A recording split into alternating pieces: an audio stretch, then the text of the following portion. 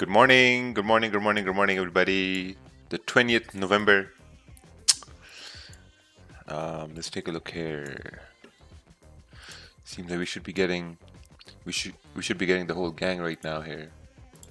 We're getting everybody in slowly, slowly and steady. All right, beautiful, beautiful. It's like the gates have been opened once again.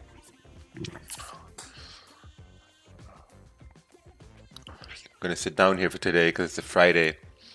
Let's take a look over here. Let's take a look at GBJPY here on a Friday. Let's see what's going on over here.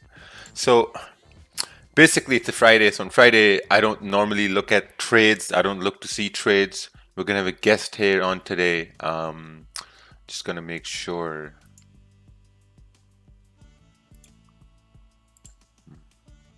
Copy these links.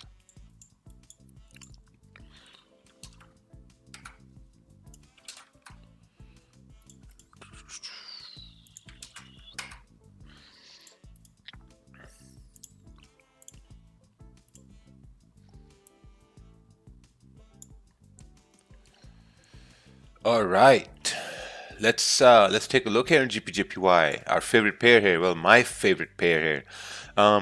Yesterday I sent an analysis that maybe we could come down to fill this wick on the daily time frame, but we needed to break a support, which we didn't break a support. We held support around 137, 400, 477. Now, obviously, right now, price is just ranging, right? We're in a range over here, and that's about it. And it's not a pretty range. It's pretty difficult range over here because look, we got a range over here, and then we got a resistance up over. So this whole area is like a resistance area here. So if you drop down to the 30-minute time frame, you can see what I'm talking about. Like, look at that. That's the resistance there, and then we got a support down over here, right? And if you measure this range, this is a 25, 26 pip range. So this range is a untradable range. This is a non-tradable range. You can't do anything within this range. So you gotta wait. You gotta wait. So it's a Friday, right? It's a Friday. It's a write-off day. Just call it a day. If you had a good week, look over your charts for the week and see how you could have done things better. Right? I think that's the best thing to do on a Friday here. Please, guys, trade as much as possible because it's Friday. Exactly. So yeah, I mean, we're just ranging here on the 15-minute. We're ranging here on the 30-minute. Let's take a look on gold over here. Let's see what's gold up to here. Actually, I think there was some news overnight. Let's take a look over here real quick.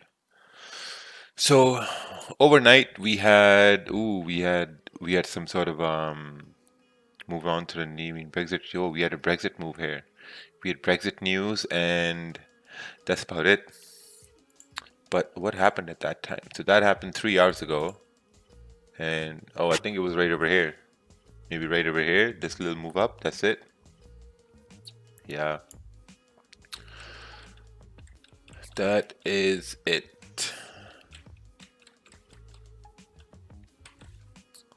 It's better to lose a movement than to lose your money. Remember, no FOMO. Yes, that's exactly true. Can you please check the weekly candle?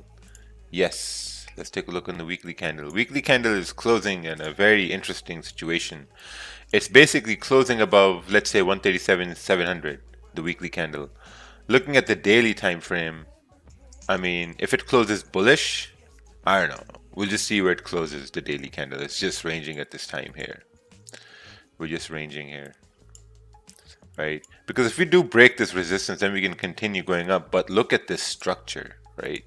Look at this garbage structure over here. Look at this 4 hour here, especially. Look how clean moves we have over here to the left hand side. We have down over here clean moves, clean ranges, right? But over here, man, it's just dog shit right over here. It doesn't make sense. Look at this consolidation, just range, barcodes, candles sprinting side by side. No idea where price is going to go. Absolutely no clue where price is going to go. Very difficult. Extremely difficult. Good morning. Hey, good morning, Mac. How are you? Good, and you? Good, man. I'm doing great. Hey, did you trade the London session? Yeah. Oh, nice. Yeah, I closed at point 900. Oh, beautiful. Yeah. Yeah, yeah, just ranging at this point. Let's do some top-down analysis on gold, shall we? So we got gold is basically respecting the support at 1861. We go down to the 4-hour time frame. 4-hour time frame is also kind of like rejecting this resistance. This resistance is at 1869, 1870. Dropping down to the 1-hour time frame. Obviously, we got a support down over here, but we want to see what's going on in this situation here. So looking on the 1-hour time frame, what we see is that, ooh, wow, there was a rejection down at 1861 at this point. Looking on the 30-minute, we are creating the support at 1865.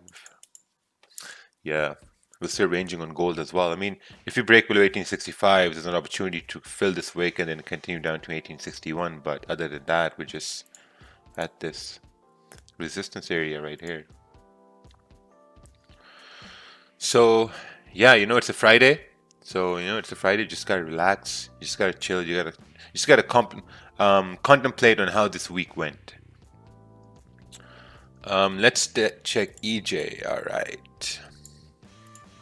Let's check EJ. Let's do some. Daniel wants to be a guest on your podcast. Invite him on. Daniel can come on whenever he wants. He's a part of Market Fluidity. He can come on whenever he wants. This thing is open for him. Torre is gonna come on here today. Yeah, we have a guest. Torre, just talk to him. He's busy for a little bit, and then he's gonna jump on, and then we're gonna talk about cryptos and like a lot of other stuff. Let's take a look at here on your JPY. Your JPY has been trending since yesterday, man. Yesterday, your JPY trended really, really nice. Looking at it on the daily time frame, let's take a look here. Looking at it on the daily time frame, we suspected it to continue moving up a little bit, but it seems like it rejected 123.450, so it's coming down now. We got Caesar there starting his day right. Let's take a look on. Let's zoom out here a little bit, and let's take a look on the 4-hour here. So looking at the 4-hour, we basically created a resistance on your JPY right at this point, 123.380, right? And prices came down. This 4-hour now, the previous one closed bearish. There's a possibility for this one to continue bearish as well. So we'll have to see if there's any supports it needs to break for it to continue bearish. So that's right. We have a support right over here, right? Price needs to break the support 123 in order to continue down towards 122.980. How big is this range anyway? It's like a 10-11 pip range, not that big, but seems like we are coming down. We broke this support here on the left hand side, and now we're coming down. So let's take a look at that on 30-minute time frame. So 30-minute has basically created a low in a downtrend. I think a pretty normal market structure would be like price came down, create support, came up. I mean, if we break above 123, 170, then there's a possibility price can retrace this move up towards 123.280. But if we form like a rejection or minor resistance, then price will continue down to retest this low, and then with the bearish momentum, it can continue down towards 122, like 123 even, 122.980, 990. So that could happen. Will you do a trade recap this week? Yes. Probably yes. It's in the plan. I'm going to do that. How long does international shipping takes on Magic Keys? Around like 2 weeks, 3 weeks. All right. Let's take a look at this chart here. Euro in New Zealand. We got a chart coming in from the Gulag here. Let's take a look. Euro, New Zealand. All right. London made a low. 30-minute close above previous. Okay. Is it a good idea to buy from here or stop loss below the previous low? See, now, price is coming down, right? It's trending down. It's made a low. There's a possibility for price to continue up. I think the best idea here is going to be to probably wait for the resistance to be formed and then take a sell to continue down to retest this low. I think that's going to be a pretty good idea there for Euro New Zealand. So instead of taking a buy, wait for like a minor resistance to be formed, some sort of rejection, so that price can continue down. And then if price continues down, that means you're trading the trend, and you have a higher chances of winning when you're trading the trend. But the only problem is now you have to wait. If you look at this chart, price is trending down, made a low, you have to wait for a resistance to be formed. Because if a resistance is formed, then there's a higher probability for price to continue down to retest this low. If you take a buy, what if this candle closes bearish? Then what? You're gonna feel like a jackass, because trend was bearish, you tried to take a buy, and you basically got in a drawdown or lost. So waiting, if you wait, you'll always get paid from the markets. All right, let's take a look at this gold setup here. All right, what's this? 30-minute broke the close below the low, potential breakout for sells. Okay, makes sense. Potential bar fake out here. I'm waiting for some sort of a bull confirmation to take buys in NY Open. Buys in NY Open. Let's see how big this range is. It's like a 29, 30 pip range, looking at 15-minute time frame. Yeah, I don't know, man. There's a resistance here, some rejections here, and buys, and then more rejections here. So it's very tricky. It's very tricky. It's gonna get very tricky. So you have to be very careful there. Try not to force trades on Friday. That's one thing I want to tell everybody.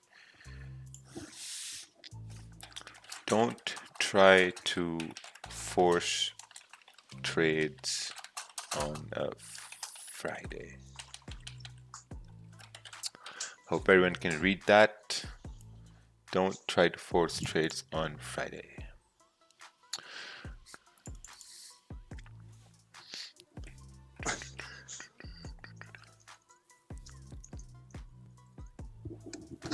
Ooh, someone secured $200 today. Yeah, it's amazing.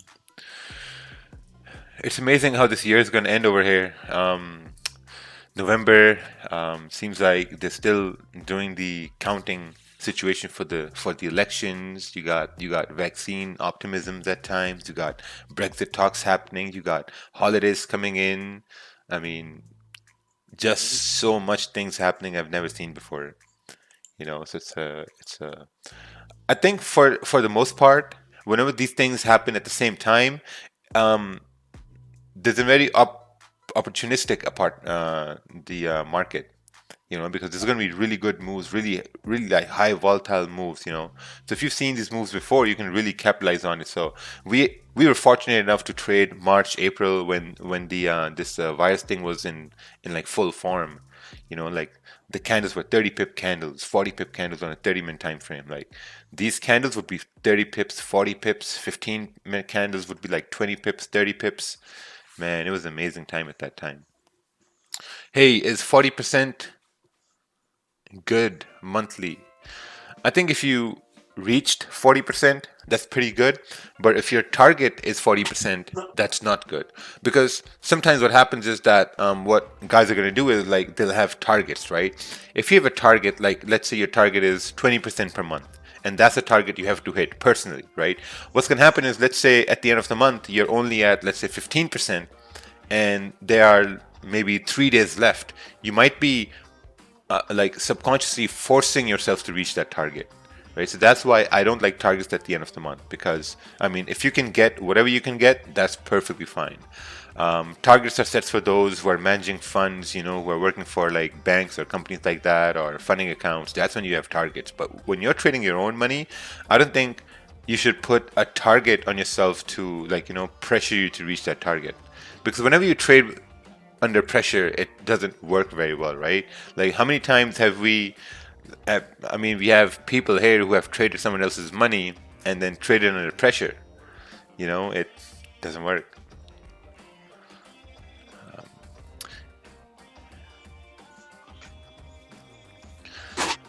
How long would you wait before you say a trend is invalid? Invalid. It depends. I mean, okay, so look at this, right? Look at this. So your JPY is reaching a previous support turned resistance. If there's a resistance formed, then we know trend is valid, and then we can look to see, then we can look to see for price to continue down, right? But if for some reason price breaks above this level and creates a support, then that trend is not valid, because then we have confirmations that price may continue moving up because support is formed. But if that support breaks, then we know the trend is valid. So it's all about waiting to see what confirmations you're getting, and is price really respecting those confirmations or not. Did you watch the Giuliani press conference? No, I don't know who that is. Giuliani. Should I know who that is? I think that's the Rudy Giuliani, the Trump's attorney. Yeah. Oh, no, I didn't. I was at the gym and there was Anthony Fauci, that doctor? Yeah, that doctor was on TV. He was talking about how the measles vaccine, he was comparing the measles vaccine to this new virus vaccine. And yeah, thought it was pretty interesting. Didn't watch the whole thing, just heard him say measles vaccine is less secured than the virus vaccine. In a way to say that this virus vaccine is very secure. So let's see what happens.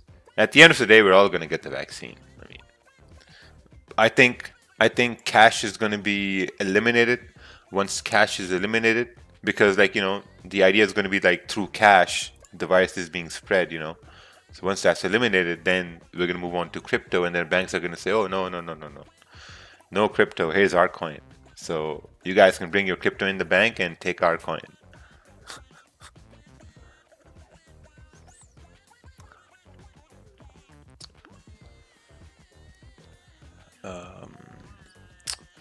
Hey, I'm not sure if your discipline has rubbed off on me hard for past few weeks. I've been only taking 2 to 4 trades per week. Oh, still stuck at BE. I'm afraid this discipline has locked my fingers to go hard, but maybe it's for the best. It's for the best. Because if you're stuck at break even, I think that's good. At least you're not losing. Because there are a lot of people who are still losing every day. But if you're stuck at break even, that means your discipline is there. Now you just gotta figure out how to keep your losses small, or what can you do to stay in your winning trades. Because the only reason we get stuck in break even is because, let's say, if we move our stops to break even too quick, or when we're afraid, we close our position too quick. That's the only reason we get stuck at break even. So you really got to see how you can really extend your profits, and the best way to extend profits is to, whenever you get scared, close partial positions and let the rest run at break even, whenever you get scared. Or not even at break even, or just let the rest run. Because if it does run, your confidence is going to go up.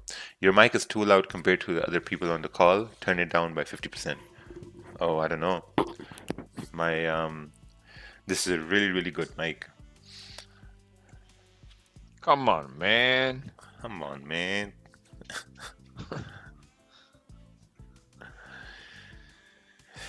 Telling me to put my mic down? No, man, can't do that. I don't even know how to put my mic down. And you got a good mic, and you're closer to it. Yeah, I'm a caveman, man. I plug things in the computer. If they work, they work. Let's continue on. Yeah. All right. Hey, this is my idea. Let's take a look here. So we see your JPY is kind of breaking above this area here. So we'll need to create a support to continue moving up. I'm not looking to take any trades today unless... No, there's no unless. I'm not taking any trades today.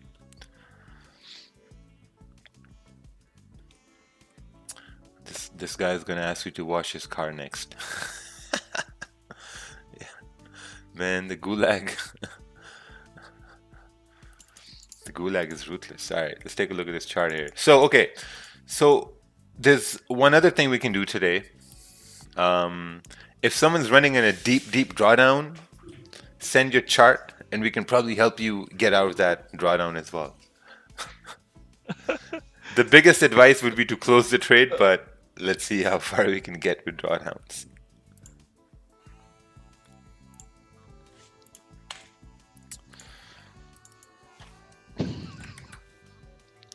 Alright, let's see here. Ooh, GJ looking for a buy after candle close above this area. TP 30 pips. TP over here.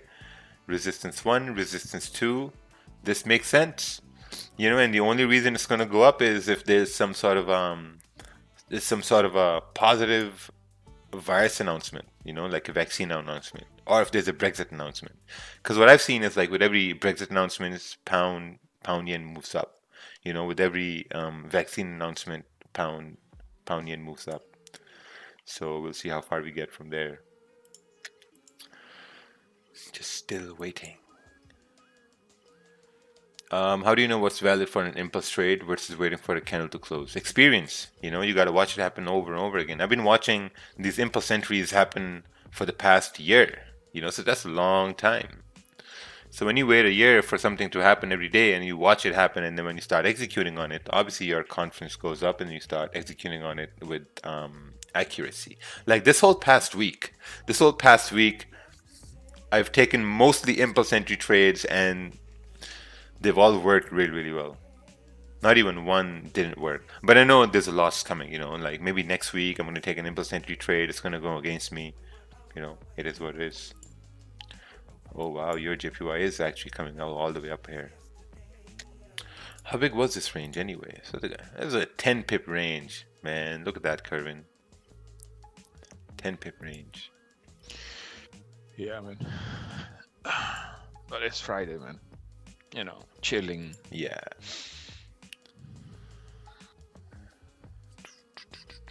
Would you still take GJ buys if candle on the left are not clear? There's lots of resistance. I am not going to take any trade today. I'm not taking any trade today. I'm having a winning streak this week and I don't want to fuck that up. It's because if I take a trade on Friday and I lose my winning streak, man, oh man, it's going to be a bad day.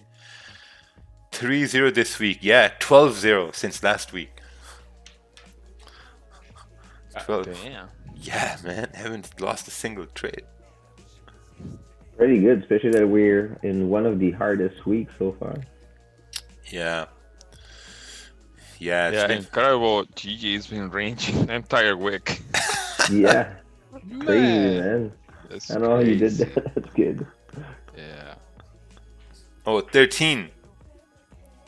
13 trades. Yeah, 13. I don't know if you can see the colors. Yeah. Kind of, yeah. Yeah, Oh. Yeah. 13. All blues. So 13 nice. bad news, man. Don't take it 14. Yeah. There was one buy on GJ. Everything else was all 13. sells. Yeah. Like 30 racks, right? I wish.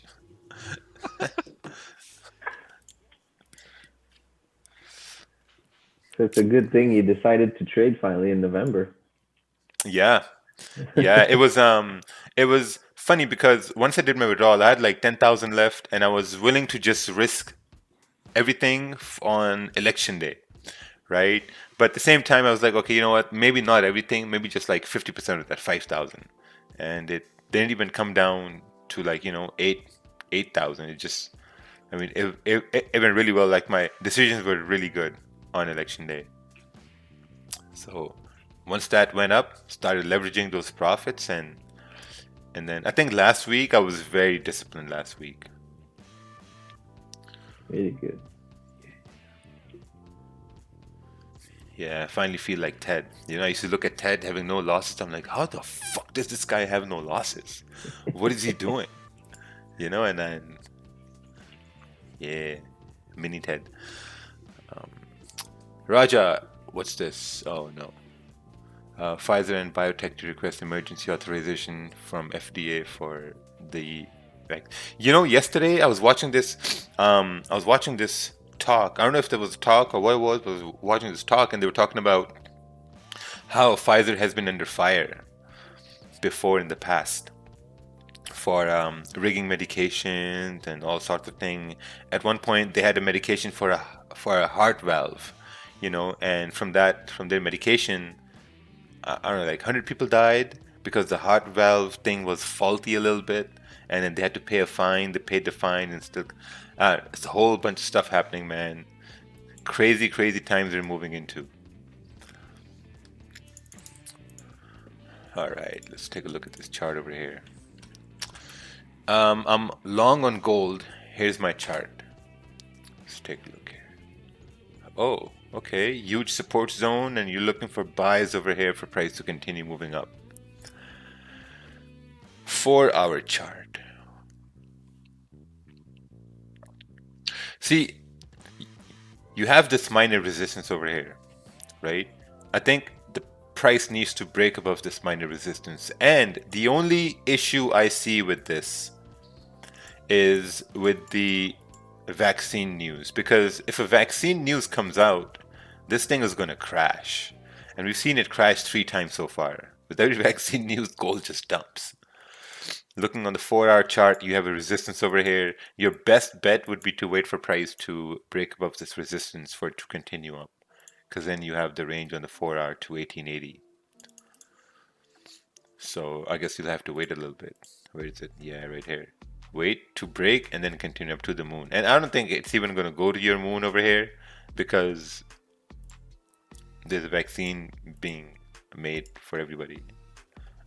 So that means gold down, man. But hey, I may be wrong. I don't know. Let's see what happens. Hey, Raja, are we flipping any coins today? Let's do it.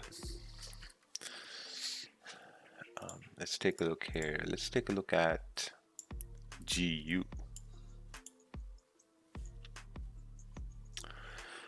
All right, GU. Let's see here. Let's do some top-down analysis here on GU here.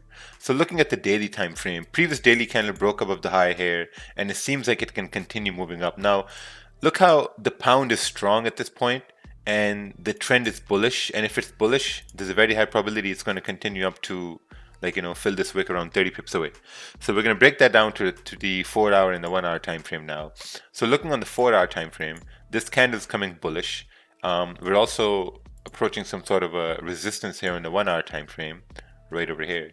So we need a break out of this area, because if we can break out of this area, then we got these clean candles that came down previously in the like, you know, last week, and then no, yesterday actually. So now looking at the 30-minute time frame, yeah, we'll need a break above this area.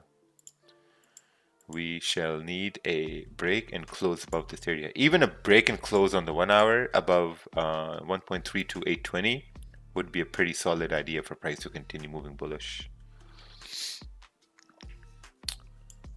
So then cable can continue moving to the upside.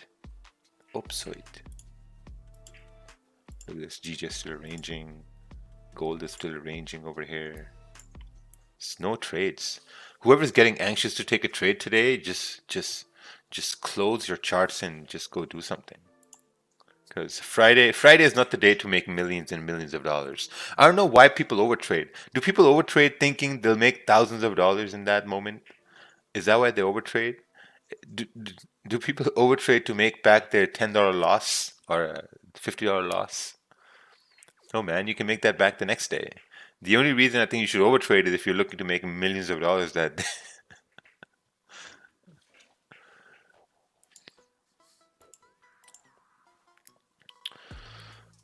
All right, let's take a look here. Please comment on the trade I took. What languages do you know? I know a lot of languages.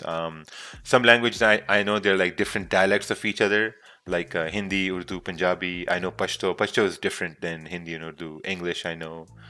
Spanish, muchachos, muchachas. Yeah, 10% Spanish, 5% French. Like, bonjour, comment tu t'appelles?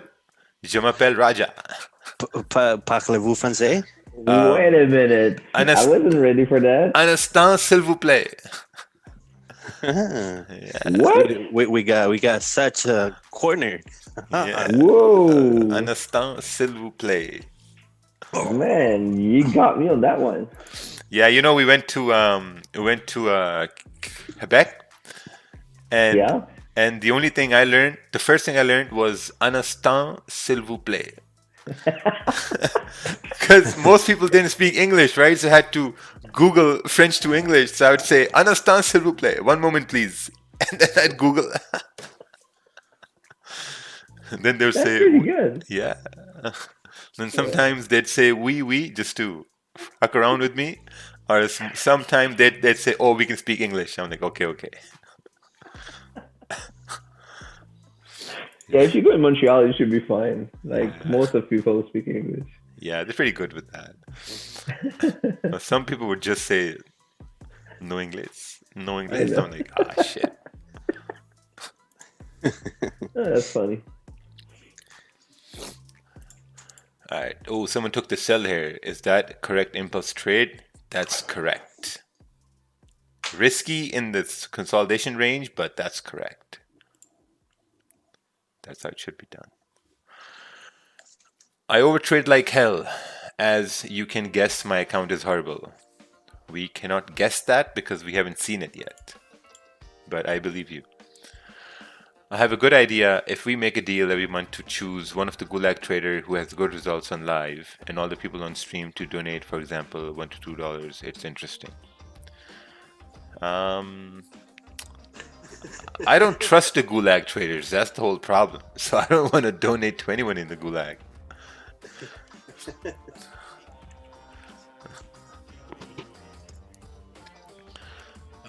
Hey Raja, so is it normal for traders domain to jump from 1 pip spread to 14 pip?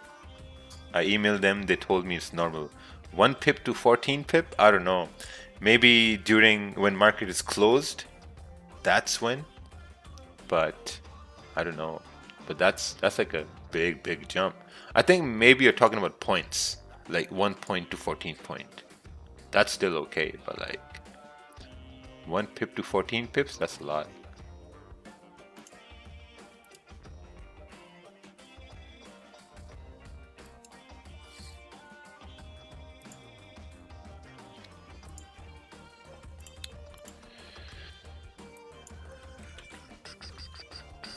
Overtrading has a lot to do with one's psychology. Yeah, overtrading has got a lot to do with some garbage discipline. That's what it is.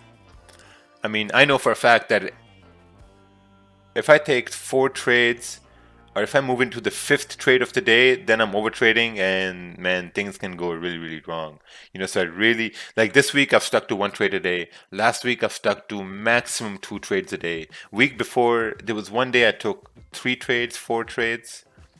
2 or 3 got stopped out at break even, and that was about it.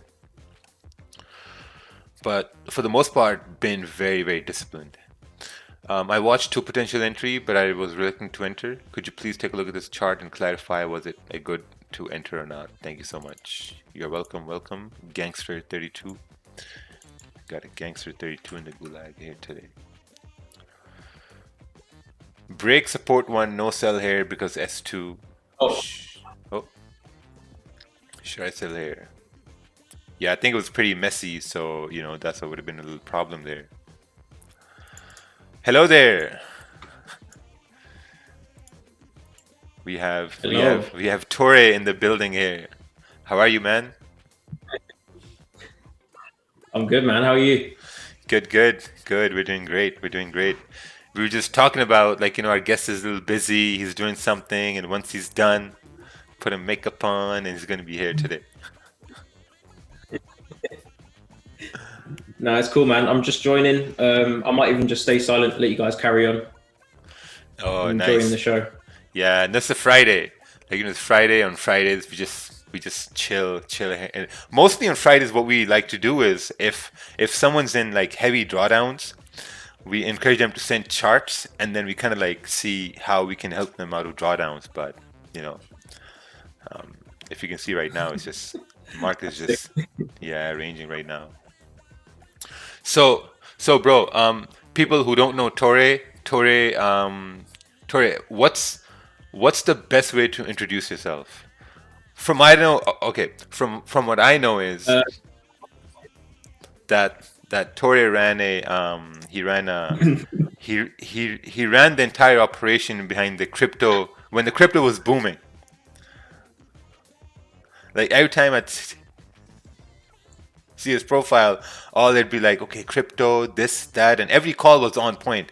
Retracements, continuations, fundamentals behind that thing, and I was just, wow, man, this guy knows a lot about crypto. What's going on over here? Yeah, man, it was good timing as well, to be fair. Obviously, when crypto boomed in 2017, I kind of came on the scene. It was good timing as well. Like, shit was popping off. Everything was just going smooth. It was good. Those are the golden days. Yeah. So shit's crazy. When did you really start? Like, how did you start into this whole trading space? What happened? Trading. I started in Forex when I was like 14. Oh shit. Yeah, I went to a family member's house. It was an uncle's house, and they had a lot of money. It was a huge fucking house, and obviously my house was nowhere near anything like that. So I went there. I was like, "Yo, this place is like fucking Disneyland." I was like, my dad was like, "What do you do for a living?" He didn't even know what the guy done, and he was like, "I'm an intraday trader." He's like, "I scout." My dad's from Cyprus, so he had no fucking clue what was going on. And the guy was like, "Look, my uncle." He was like, "Have these DVDs. Like, maybe your son will pick it up one day." So I was like 14, 15, just looking at scalping videos, like, yo, this like loaded up a demo account. My parents logged me in, had like 3 million in the demo. I was like, life is good.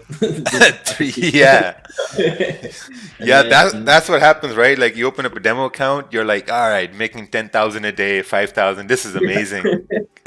I went downstairs. I was like, yo, just quit your jobs. Shit, it's going to get good in a few years. And then you go live and then reality hits, man. Oh man, reality hits you like a baseball bat in the face. Yeah. Oh shit. It's a fun game.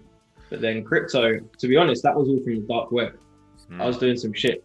So that's how I got into Bitcoin. And then I realized whatever was in those dark web accounts, the value was growing. So I was like, maybe I should stop spending that Bitcoin. I should probably just... My bad. Funny thing is that's the same way I found out about Bitcoin through the dark web. And I wish I could just go back in time and just get all that Bitcoin I spent on dumb shit. Bro, the amount of Bitcoin that's gone on weed is disgusting.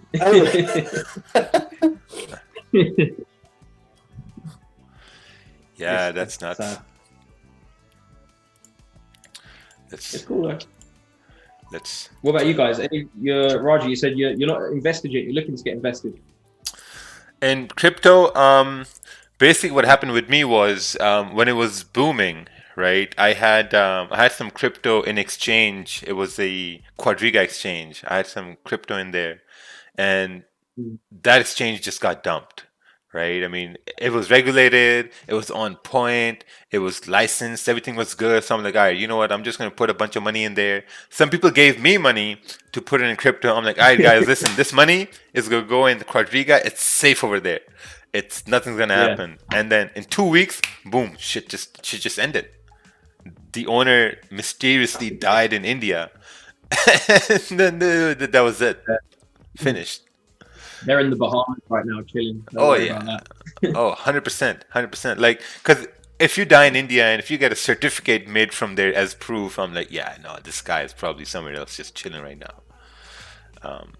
Yeah, so that was my experience with. Yeah, it was easy in those days. Yeah, like even right now, shit, we're getting that boom up again, and so we were talking the other day. And you mentioned how, like, at the end of the year, there's always a boom up like this. Wow. Yeah, it's happened every year now. It's just got bigger and bigger. Yeah, you get the chance. I personally feel, and I'm sticking to it, that it's going to go back down to like 10K to 6K.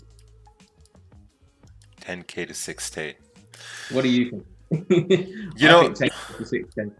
You know, I think this boom up is coming from the fact that people are getting aware of what's happening like in the world right now, right?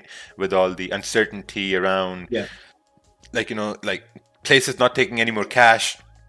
So, and plus people are staying home, and when they stay home, they do a lot of research. And when they do a lot of research, they make some decisions. And I think the reason why crypto is coming up is because of all the uncertainty people see in the fiat. So they're like, okay, like, you know what, let's just buy these coins. Yeah, that's definitely as well. It's like the problem is the market is still pretty much technical analysis based. It's mostly the Wall Street traders that are fucking moving this thing right now, like the futures traders. So when this shit happens here and it starts pumping, that's when all the retail traders jump in, like here. But I think it's going to sell off, because imagine how many people bought at all-time highs in 2017. And they're probably only just getting to break even now. They're going to sell. They're going to panic. Like, if you've waited 3 years and you're only getting back to break even now, you're going to dump the fuck out of it.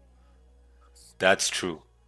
Yeah, that makes sense. I have a buddy, he bought at 19,200. And he called me yesterday. He's like, bro, Bitcoin is going back up again. I'm like, I can see that. He's like, I'm about to pull out. So yeah, you're true. You're true. Like there are a bunch of people who are still holding, and once price gets to break even, they're getting the fuck out of this Bitcoin because they're scared, right? Like, I mean, once we cross 19,500, 20,000, who knows how far it's going to go up? Yeah.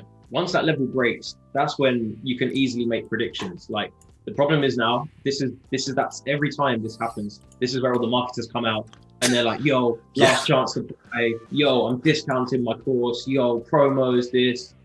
This is where people go crazy and they just lure in all those gullible people. But like any correction in any market, any bull run or any bear run, it's going to retrace or correct at some point, but people can't figure that out.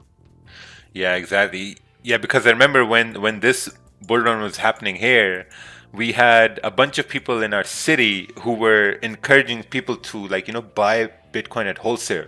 Like, we got Bitcoin for you for wholesale. How much you got? One day it'll be at 10,000. Look, guys, it's at 12,000. We told you it's going up in price. Man, they made a killing like that, like wholesaling Bitcoin. I've got a question. This is like a market. Yeah. I've got a question. I started around about the same time as around about 217, 216 ish, and I was actually one of those nerds. I actually read the white paper, all right, and it took me 4 months and thousands of pounds to try understand it. Right? Did you do anything? Did you do anything of that nature? Because a lot of people I found, you know, sort of went on it, used it as a payment method, and didn't really need to worry what was underneath the hood. Did you go back and where did you find out more fundamentals of what was going on? I think it was after it started rising in value, because obviously at first for me it was just a secret payment method. So I was like, this is great. I was like, perfect. And then it was only when it started going up, I was like, maybe I need to look into this more. And I had like a brief look over the white paper. I went back to like Satoshi's first ever comments and like his last ever comments. Well, Satoshi. I don't think Satoshi is a real person, personally. I think Bitcoin is like a fucking CIA NSA asset, personally. I don't think it's really what they say it is. But I looked into it. But for me, it's interesting because when you look at the white paper and the true vision of Satoshi and shit, it is meant to be like decentralized. It was meant to be no authority. It's meant to be almost a protection and a hedge against a future recession. But I don't think it's necessarily done that. It has done it price-wise at the moment, and it's meant to be a store of value. But then I could argue that a store of value wouldn't lose like 90% of its value either. You know, it's a 50-50 balance. But when it comes to government control and decentralization, it's as controlled as it gets. Like, people forget a government can just go, no, we don't want Bitcoin, and they can ban it. So it's not necessarily a secret payment method, because look at every dark web exchange like Silk Road and all that. They got shut down. Like, how do they bust all these pedophile rings and all these like drug smugglers? They're using Bitcoin, they still track them down. It's it's like what Raja said. It's more, I think it was a CIA asset or NSA project that is easing people into that cashless society. I think one of the things that surprises me is that whenever they bust people, they all seem to be using Bitcoin. Yeah. And if you want to keep anonymous, why would you use Bitcoin? Yeah, exactly. It doesn't make sense. It doesn't make sense. And I think that's one point. My second point is, I think with the growth of crypto in itself as an asset class, I think there's more value in smart contracts potentially as a function, right? But then everything else that Bitcoin is supposedly to the masses used for, there are better alternatives. Yeah, 100%. It doesn't really solve anything else, because if you want to transfer money, you can do that in so many other ways, faster, better, more secure, right? Yeah. And if you then, the only thing I can find with it, and of course, although Bitcoin's smart contract capabilities aren't activated, but in theory it has it, right? That's the only thing I can find of value, minus the store of value, but actually something functional that will give it a future proof. Do you see what I mean? Yeah. I mean, there's no real value to it in my eyes. I don't think it should be $20,000. it doesn't make sense to me how this fucking crypto is $20,000 for one. That's ridiculous. For me, it's massively overvalued, and I don't really believe in Bitcoin personally. I think it was a good kind of first introduction for the world into cryptocurrencies, but its true purpose and its actual usability is pretty shit, as you said, in comparison to what is already available there. But whereas smart contracts and all that stuff, that has a big impact in the world, or stuff like voting on the blockchain. Like smart contracts, there was a good use case I saw for like the NHS, or using like secure government data held in smart contracts. That is probably one of the best use cases for it, like actual privacy. But Bitcoin isn't private.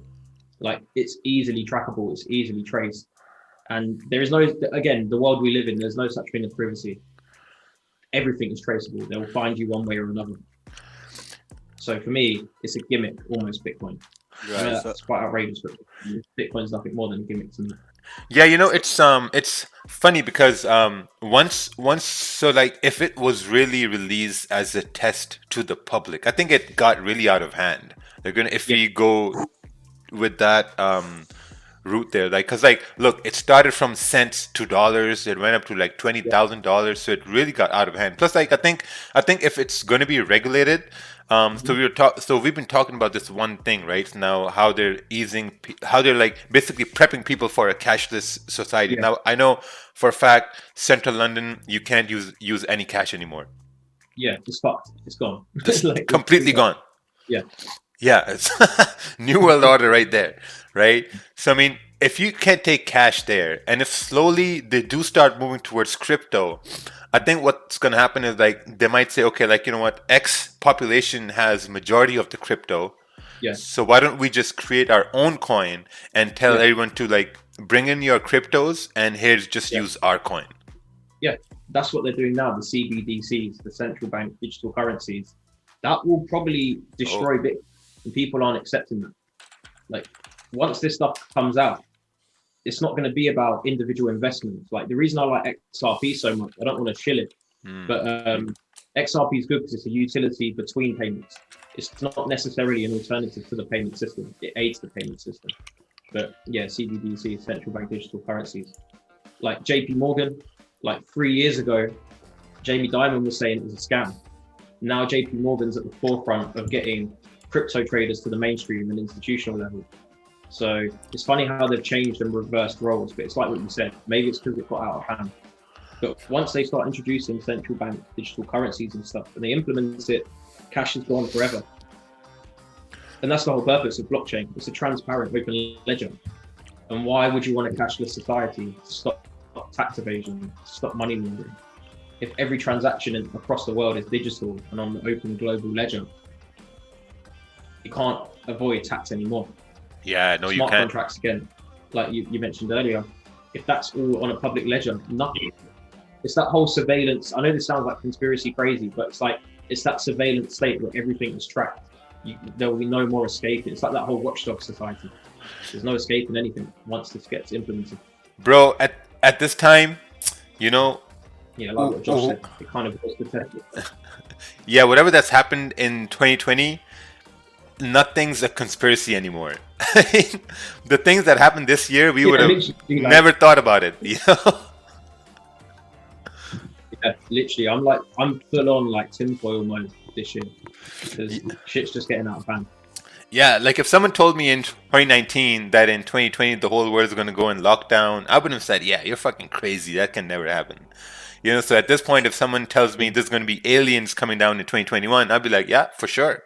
It's going to happen. Yeah, I'll be like, bring it on. I think that's the only thing left really now. Just an alien invasion. That's all we're waiting for. I'd say that's the final hurdle of 2020. Yeah, the aliens are there. This is the master test for the humanity. Yeah. Isn't the point of crypto? What are you over there? Is it strict? Is there lockdowns? Like cash being... Not really. Like it's still okay here. Most places do take cash. Lockdowns are still here. I mean, gyms are still open, but they're very restricted. Like you can get like 10 people in the gym, 15 people in the gym at the same time. Not as strict yet, but we're moving towards it. Like the thing about here in North America is that people are very outspoken, right? And they're all for like human rights and freedom of speech. So whenever something small happens, everyone just comes out in the streets, Yeah. protest and all this. And then Yeah. our premier comes out and he starts saying, "Hey, you guys need to stay inside. What are you guys doing? We're trying to control." And yeah, it's a big fucking mess over here. That's what it is. Some people believe It it, happened in some Denmark. don't believe it. Oh, Denmark. Yeah, it's hard, isn't it? It's like, I still don't know. Like, it looks like the virus itself may be real, but then what they're doing to allegedly control it, or maybe the virus is being used as an excuse to do other things. But the virus may still be real. We don't know yet. I mean, I guess it's real. People are dying. Yeah. It happened in Denmark 2 weeks ago. I think they tried to introduce a law for mandatory vaccines, and like the whole of Denmark just went out into the streets protesting, and they scrapped that law straight away. Oh, with pots and pans. Yeah, Yeah. like pitchforks, they were out on the streets, and it worked. And the fact they scrapped that law just makes me think maybe it's not that serious. If it was that serious, you would still enforce it. Yeah, that happened too. I mean, man, we'll see what happens in the next year. Now, a lot of things are changing here as well, so yeah, it's going to be pretty interesting. So, there's one thing I saw about you. It was for what's innovation markets. Like, I thought about asking you this. Innovation markets. The innovation markets is obviously something me and Bernie are doing together.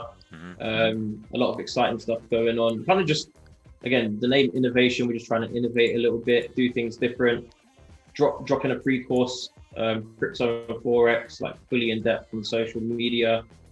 As you know, I was part of I sold paid courses before, and I don't really agree with it, to be honest with you. So I thought one way to change the game, especially now with crypto booming, it's going to be marketing central for so many people. Yeah. I was like, fuck everyone, basically. Let's just do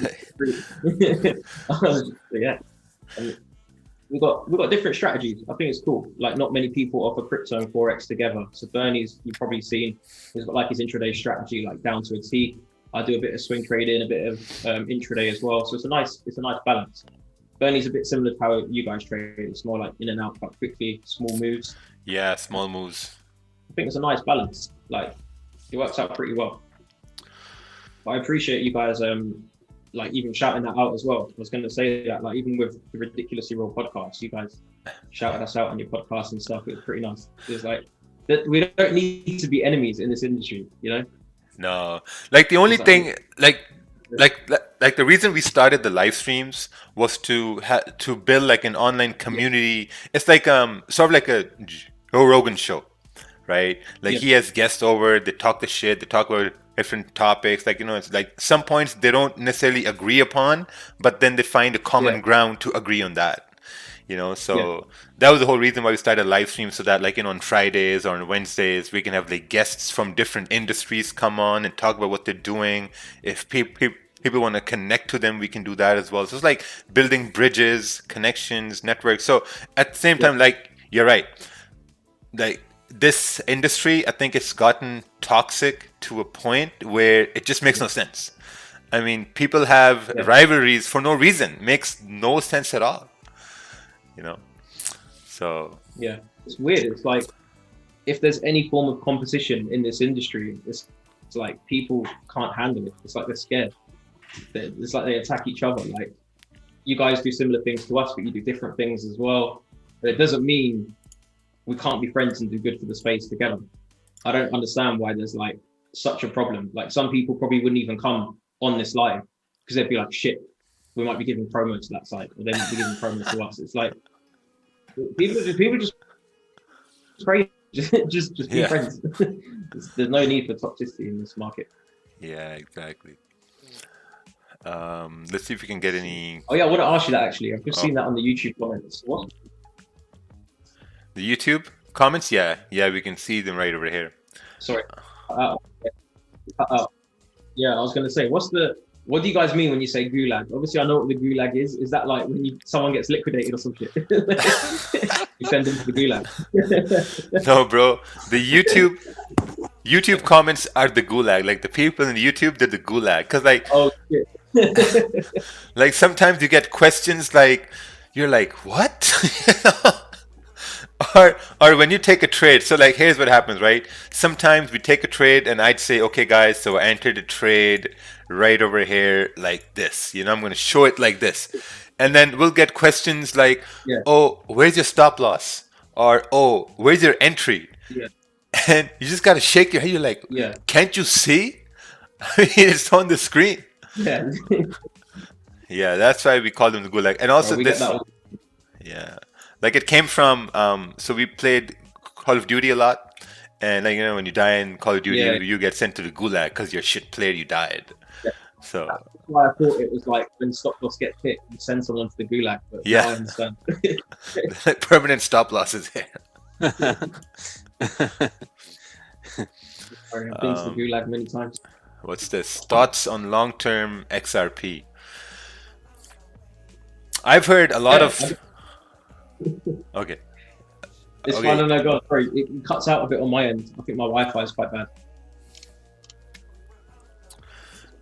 See, from what I know about XRP, is I may be wrong, is that central banks, they're adopting it because the speed of transactions is pretty high and the fees are low. That's all I know about XRP. Yeah, it's basically a payment protocol. So it's like an intermediary between exchanging cryptocurrency or potentially fiat currencies. It's in simplest terms, it's speeding up the process of international cross-border payments. So the reason I like XRP so much is the problem is with crypto, it's become a cult. So every individual crypto has like its own cult following. So it's like that's why you'll get a lot of people being like, update us, because they've probably invested so much without actually thinking about anything behind it.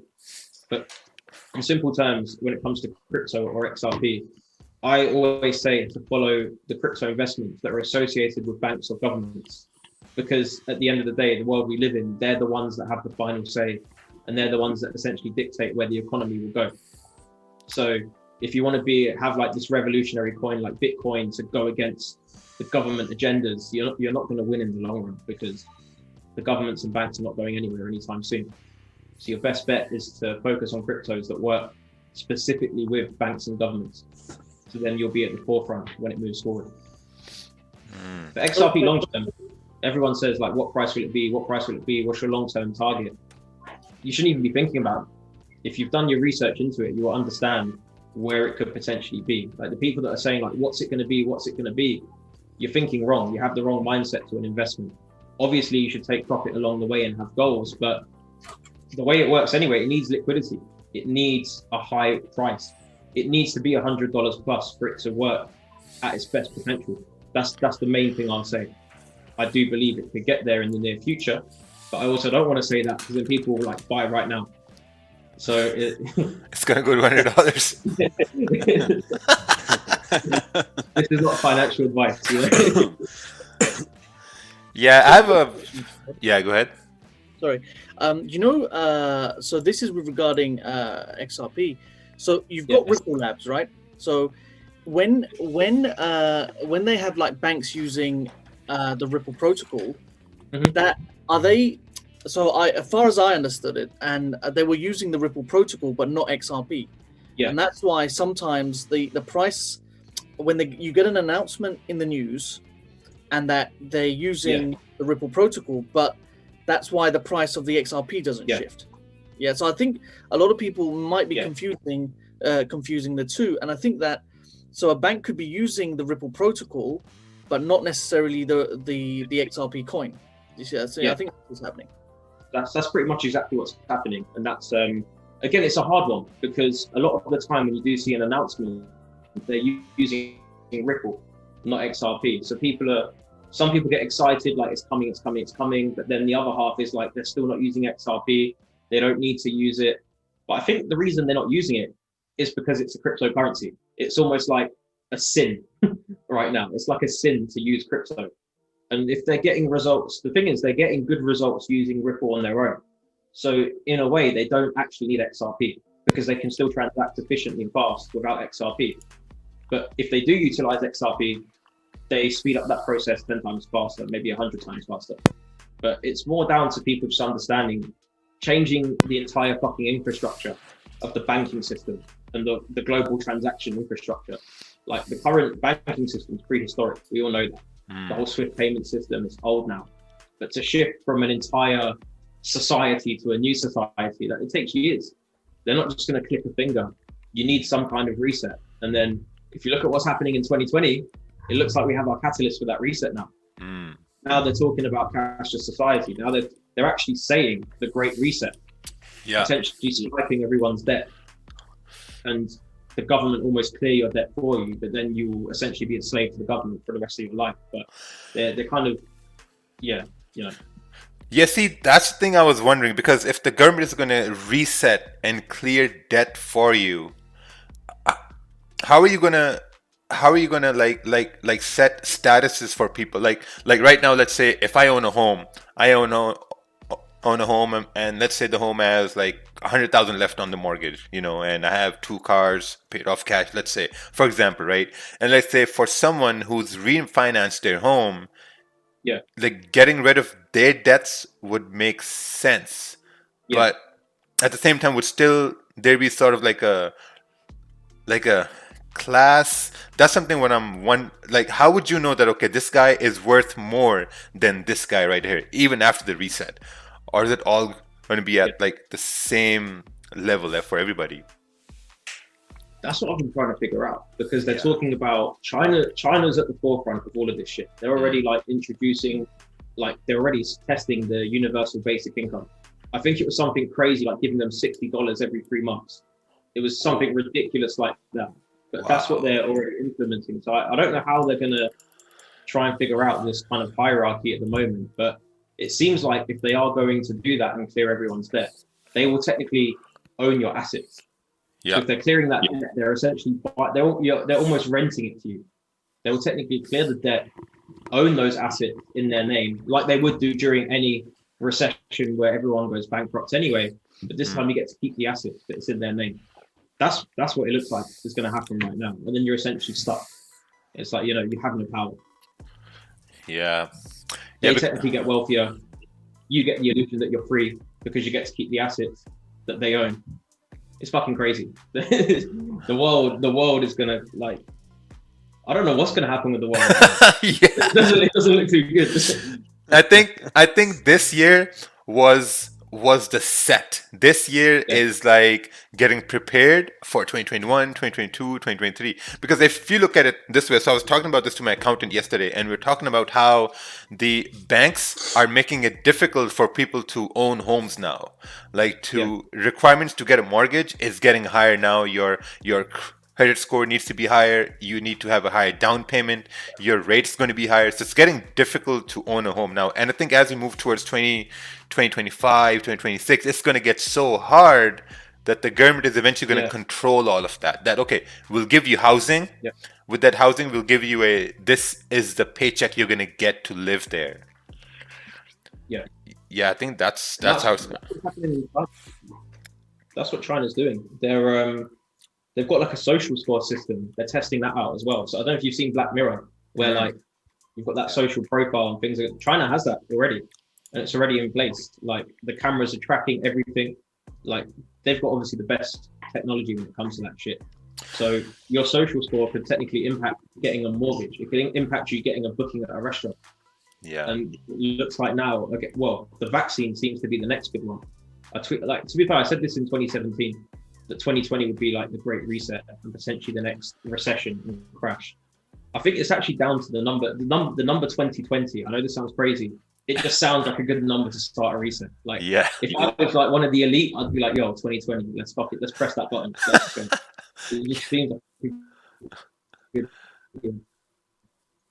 Mad to think what's going on. I think vaccinations will have something to do with it as well. It's going to me. All right, we got a live caller here. Please state your name. Rakeel, it's Ryan. Oh, hey Ryan. Have you seen David Attenborough's latest? Ryan, turn the radio off. We got a lot of background noises coming in. Is that better? 1 minute. Yeah, that's better. You in a spaceship, Ryan? See, there's one thing I want to know, and this is the question I got when crypto was booming. How easy it is for me to create a coin called Raja coin or Mac coin. Yes. Easy. Like, if you wanted to do the world's greatest scam, you could do it. Like, it would probably cost you 50 grand. You get a team on Fiverr to build you a white paper, Okay. to build you a fake project, build you a coin with no utility, and you'll probably make a few million. That's what was happening in 2017. I noticed someone mentioned in the comments, did I get into the ICO phase? Yeah, I got fucked on the ICO phase because every project was literally like, yo, it's going to revolutionize the game. Yeah. So people were getting trapped. It's easy. You could literally release Raja coin and be like, yo, fuck Bitcoin, fuck Ethereum. This is the coin. We will beat the banks. And people will just chuck in like, there'll be no liquidity. So all it takes is one guy to just pump with like 2-3 million banks. Wow. It's crazy. People do it now, but it doesn't work so much. Like, did you ever hear about BitConnect? No, what happened? Oh, BitConnect was great. That was like the most epic scam I've ever seen in my life. Oh, like, yeah. Sophisticated, but also very stupid. I read about it. It was so obvious, but people were just so stupid. It was almost like a compound. Yeah. It was like, it's a bit like IML. It was almost like a referral scheme, you know? It was working in similar like pyramid structures to that. And they were just, the more people you recruit, the more interest you get, and then you just kind of build a network of people. And I was like, guys, are you fucking stupid? Wow. Are you talking about BitConnect? Yeah, it's like the IML. Yeah, I got in that. You got in that? Okay, let's kick you off for 1 second. Dude, my account was like I don't know. It went up to like 25K. I told my dad, all right, let's do it. So my dad put 10K, my brothers put 10K, and everybody lost, bro. It was just like, yeah, it was like, I felt like I was king of the gulag, man. The dreams got sent to the gulag. Ooh, that one hurt, man. 25K, God damn. You should have known when they released the BitConnect music video. That should have been your giveaway. They released like 2 or 3 music videos, like enticing you to join BitConnect. That should have been the sign. I'm sorry. It happened. Yeah. It happens to the best of us. I'm actually looking at them right now, the videos. You know what? It was actually, I mean, you got daily interest. I was like, yeah, man, that's pretty good. But that's the thing. People get so hooked into it. So in 2017, I was like, guys, this is going to pop. People would be sending me like death threats. They'd be like, fuck you, fuck your mum, fuck everyone. Like, we're going to get rich. And I've got, guys, just watch. And then it pops. But when you're making money and it seems so easy, you forget reality. You just forget that this is not the real world. Like crypto in 2017 was not the real world. You didn't need to do anything to make money. It was easy. You could, if Bitcoin was at 3K and then it jumped to 6K or 7K, of course you could say it's going 10K next. It didn't take a genius to do that. But Victoria, there's a point you made there. A lot of the kind of outfits, what they had is they had a team of quite aggressive, almost defenders. And I remember going to a conference and calling them out, and I got death threats there and really seriously. And I said, this looks dodgy. This looks dodgy. And I pointed out all the bits, and especially on if people know what you like on GitHub. Yeah. So I had a set of protocols that I used when I analyzed every single ICO, and one of the protocols I used was if it had so GitHub, if people don't know, is basically where they store a lot of the source code, and people could upload bits. So for example, if you found a fault on the blockchain, you could then add on to it, right? And there'd be all these different ones with like, say, market caps of like 50 million, 100 million, 200 million. And in the 6 months, there's nothing being added on to the coin at all, right? And I said, I pointed out that look, last 8 months, there's been no additions, no security features added, and no one's working on this thing. what are you doing with all the money? And I got death threats. Yeah. And I got these heavies looking at me, surrounding me, pulling me out, you know? Yeah.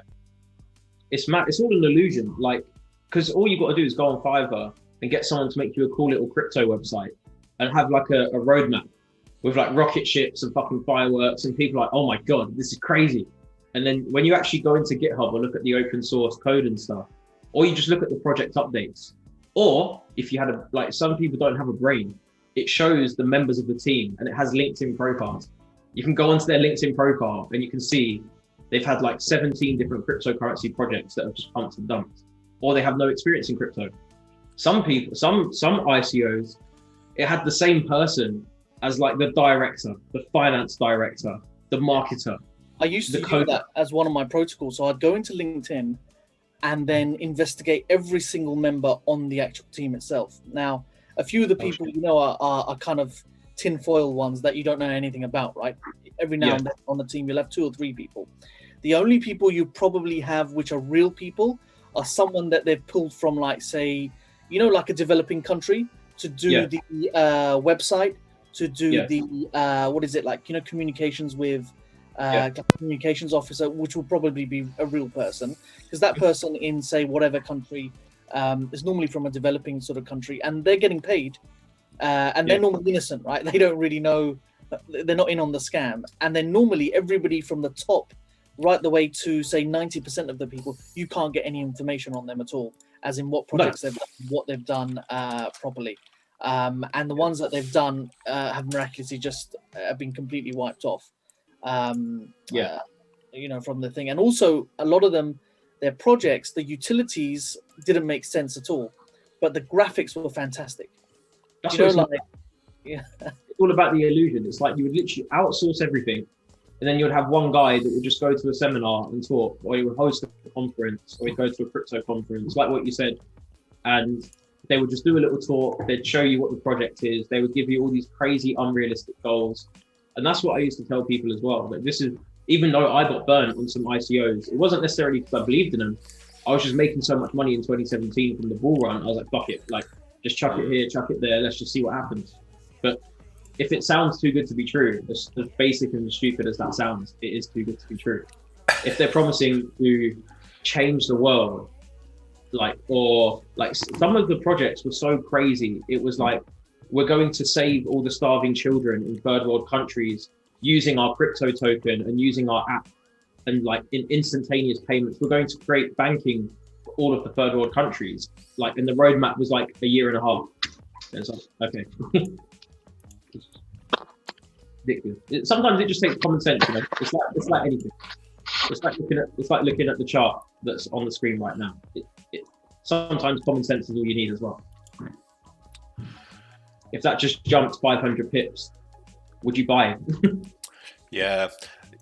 Yeah, I think it also goes down to, like, you know, how well versed you are with the markets as well. Because if you're someone new, like my buddies, right, they're basically new.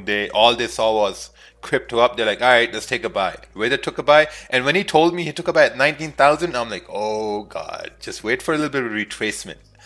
Even if he said that I bought it at retracement at 16,000, I would have said, okay, you know, that's still fine, but still dropped anyway. But I think at the same time, like, you know, most people, they have no knowledge of what's happening. And I think that's why most people got burned as well in the beginning, because no knowledge, no clue. Every new coin, boom, up, all right, buy, and then they all crashed. Yeah, that's what happened to me. I bought Ripple when it got to $3. That was the stupidest shit I've ever done in my life. I didn't know shit about Ripple. At the time, I only knew about Bitcoin. I used like Stock Grow, you know, Dream Market, you know, shit like that, right? And then this new coin comes out. Oh shit fucking spiked up to like $3 in like a month. I'm like, oh, let's go ahead and buy it. Spent like 10K on it. This shit just fucking plummeted in like a week. I'm still 0.27, just thinking, what the fuck did I just do? Oh shit. How do you feel now? Is everything okay? No, it's still there hanging, chilling with some leftover Bitcoin. Yeah. There's nothing you can do at that point. Like, you just got to leave it and just wait. It's like, you buy there, it becomes an extra long term. Right. You can't do anything about it. It'd be more stupid to sell. Right. No. I'm not even stressed about that anymore. So we have a question here. Please ask the guests, are we entering the new bull run based on the BTC halving on May 21st? Everyone was saying, halving this, halving that will positively impact price. And I guess technically it did. But for me personally, I don't think we're entering a new bull run yet. As I mentioned earlier, for me, I called the BTC 2017 December reversal. I called the one in June 2019. So I'm going to stick to my guts on this one and say it's probably going to correct 50% from here first, personally. Like, even if it does just blow through all-time highs, it would still be fucking stupid to buy it right now. Like, the amount of money you're going to make from buying here, and even if it goes to $30,000, it's still not worth the risk. Like, you can, if you buy here and it goes to $30,000, that's great. But if it then drops down to $8,000, the risk, the risk outweighs the reward. Yeah. I think it's fake right now, all of this pump and dump. Yeah, I think even though it's moving up, there's a higher probability for a retrace rather than a continuation towards $30,000. Because at the end of the day, it's all about probability. What's the greatest probability of this to play out?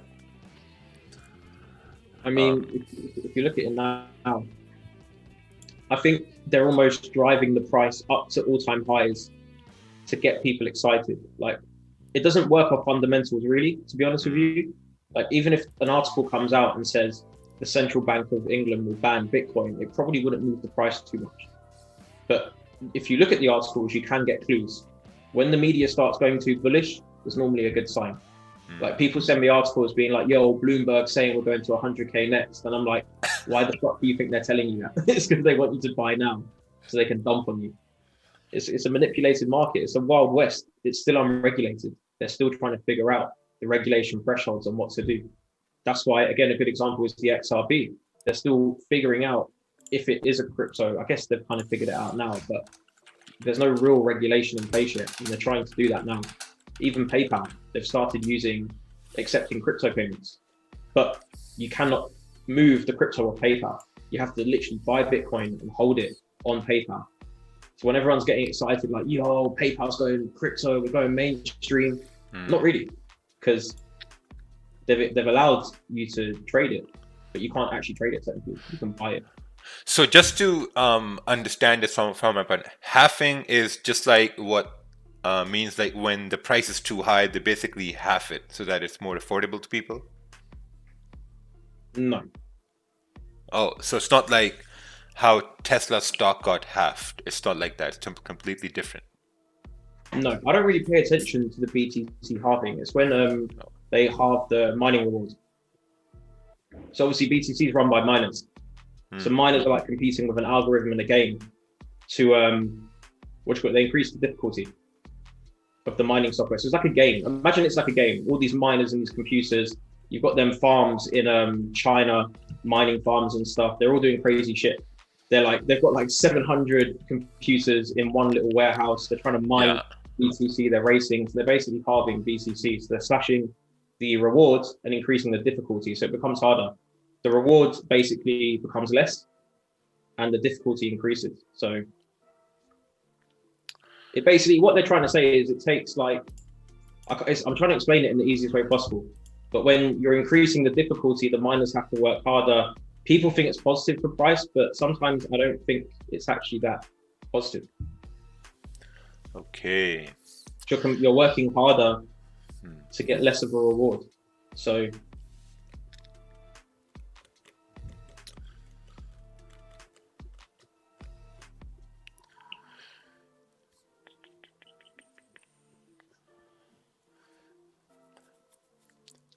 man, first thing I know about crypto was when it was at $3, and at that point, I remember I was in Pakistan, and my buddy bought crypto for $3, $4. He sold them at like 2,000 though, and at that point, I was like, how can you buy something that you cannot put it in your pocket?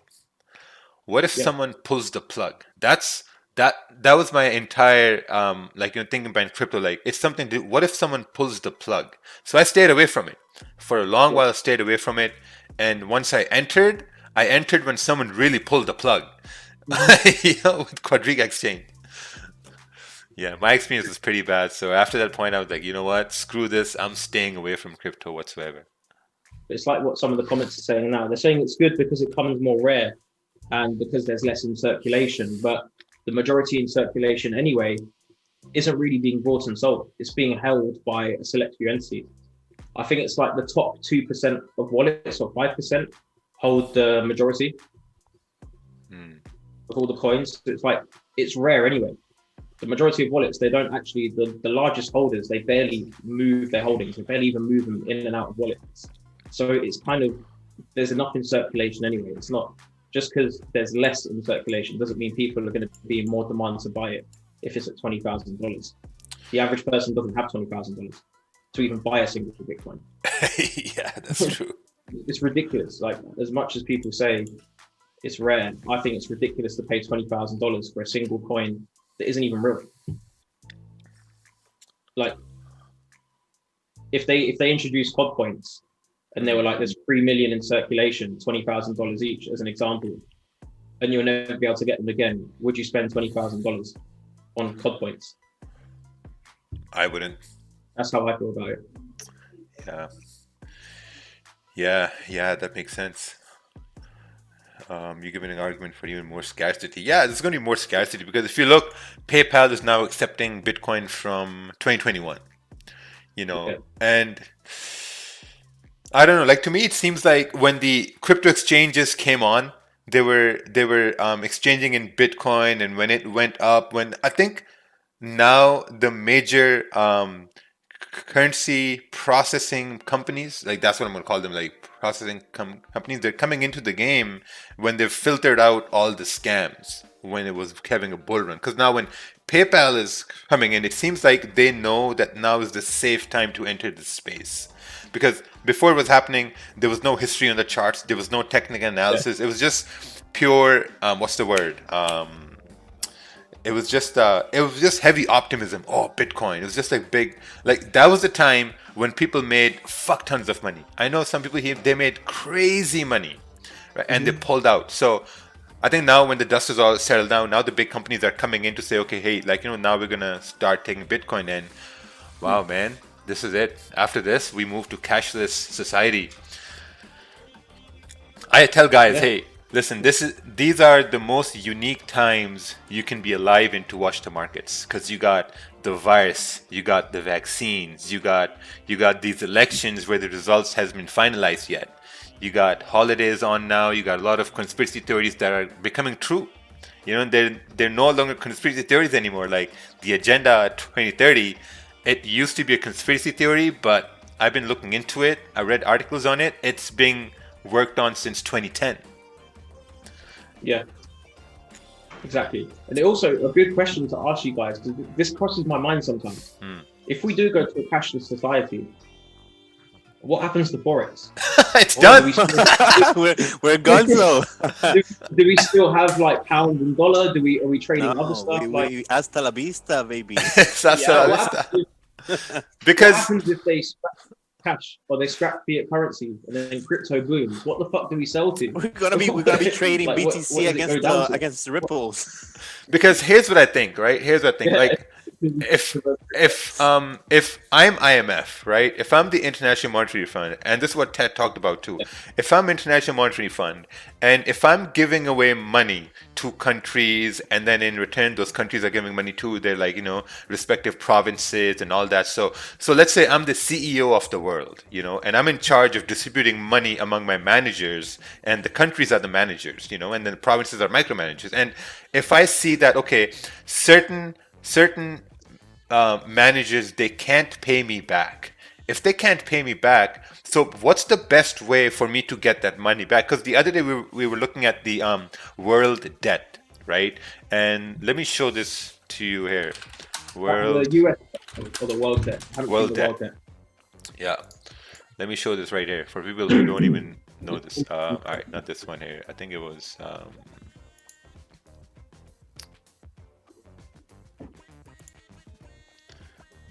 Anyway, it was some. Okay, all right. World debt clock. 78. Is this 78 trillion? Yeah, right. So all these countries, they have all this debt. Yeah, because I think the US is in like 200. And there's no way for people to pay back this debt. I mean, if you look at it this way, who do we owe money to? Who? Like, you know, it's all made up. I mean, the only way we can get rid of this debt is if we do business with Mars or Jupiter or Saturn. That's the only way we can get rid of that. And like, I mean, once this is happening, I think this is going to be a way where they'll say, okay, like, you know what? I mean, the only way I can get my money back from you is that if you can sell me your assets, or if I can take over your assets. Because if I'm the CEO and if I want my money back, and if I say, okay, like, you know what, we're going to get rid of your debt, but we will take your assets in. Because once I take your assets in, then I can sell those assets to get some of the money back. Yeah. And I think, yeah, go carry on. Because I covered it like 2 weeks ago. I was high as fuck, and it like all clicked in my head. I was like, whoa. Yeah. Whoa. How much did he smoke? Yeah, because so like I look at it this way, right? Once the elites, they know that certain people have a lot of crypto, they have a lot of Bitcoin, and so that means they have a lot of money at that point, right? And they don't want to give away their power, and their power comes from having funds. Also, at the same time, they also know that there are traders out there who can make a lot of money trading. So once they get rid of Forex and once all the crypto is done, they'll have all the power. You know, so at this time, what I tell people that, hey, like, you know, whatever happens, make sure you have assets, don't spend money, save money, keep it with you. Because when shit goes down, the person who has the least, man, you're the first one who gets on the chopping block. Yeah. That's a big possibility. I think, essentially the Great Reset is for the governments and banks to pay their own debts at our expense. Because like when I was tweeting about this the other day, it clicked in my head. I was like, we look at governments as like the highest authority, but then if you go, have you seen the US National Debt Clock? Have you ever been on that website? It just goes up. Like, if you think about it, they're in debt. The countries and the governments, they're in debt to mostly private banks or pension funds. So that means they're in debt to particular families, because these are family-owned organizations, a lot of them. We don't see these people on like TV and shit. These people own banks. So that means we're in debt to the government, but the government are in debt to other people, being private families. So when you see that they have no control, essentially, like that's why when they say the governments are puppets for other people, that's because they're in debt to these people, and these people can get them to do whatever the fuck they want. Wow, man, this thing is just increasing. It's just a hierarchy, isn't it? When they say the elite. Like, yeah, I mean, I don't see any pullbacks on that clock. no pullbacks here. Straight board. Exactly, the Rothschilds and the Rockefellers. I didn't want to say it in case I came across too like cuckoo, but it's common knowledge, you know. They own a lot of stuff. The government has their own authority. Oh yeah, this one right here. This is the one we were looking at the other day. Every country. China has the least debt based on GDP. Man. Oh yeah, this is the one that has like all the things popping up. Yeah. Yeah, there was also a theory that China, they basically did this. Because, I mean, if you look at it, China has no cases right now. Like, very few cases right now. And the most cases are in North America. And it's like a theory that maybe China did this to become the superpower of the world, to crush the US. Because, I mean, if you look at it this way, China and the US are the big boys right now. Russia is another big boy, but Russia is just like watching how things play out. You know, they're playing it safe at this point. They're just like watching, observing, just seeing what they do. Yeah, they're chilling with their vodka and their polar bears. Yeah, it's chilling.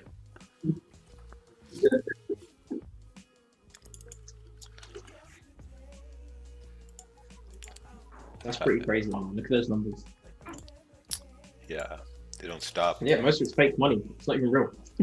Yeah, it's all fake. It's not even on paper debt. It's digital made up credit debt. Yeah. So, Rakeel, when I look at stuff like this, like I was saying earlier, before I lost signal, So have you seen the David Attenborough documentary, Our World, his latest one on Netflix? The new one. Yeah. Ackerman? Yeah. I haven't even seen that. Yeah.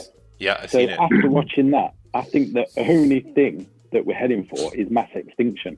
Yeah. And that's it. And with how bad the world is at the minute, I see it myself happening with death, with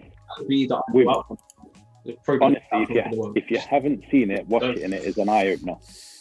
See, this is why we're moving. This is why we have implemented the 2030 agenda, because we know the world is going towards a very, very dark time. So with this 2030 agenda, what's going to happen is everyone is going to have sustainable living. Everyone will have shelter. You will all have access to food, water, electricity. Everyone is going to be equal. So to answer your question, that's what we're going to do. And that's what they tell us, you know. And when they say everyone is going to be equal, this means a big, massive China. You know, like, you're right, what's happening in China. It's just going to be big, massive China.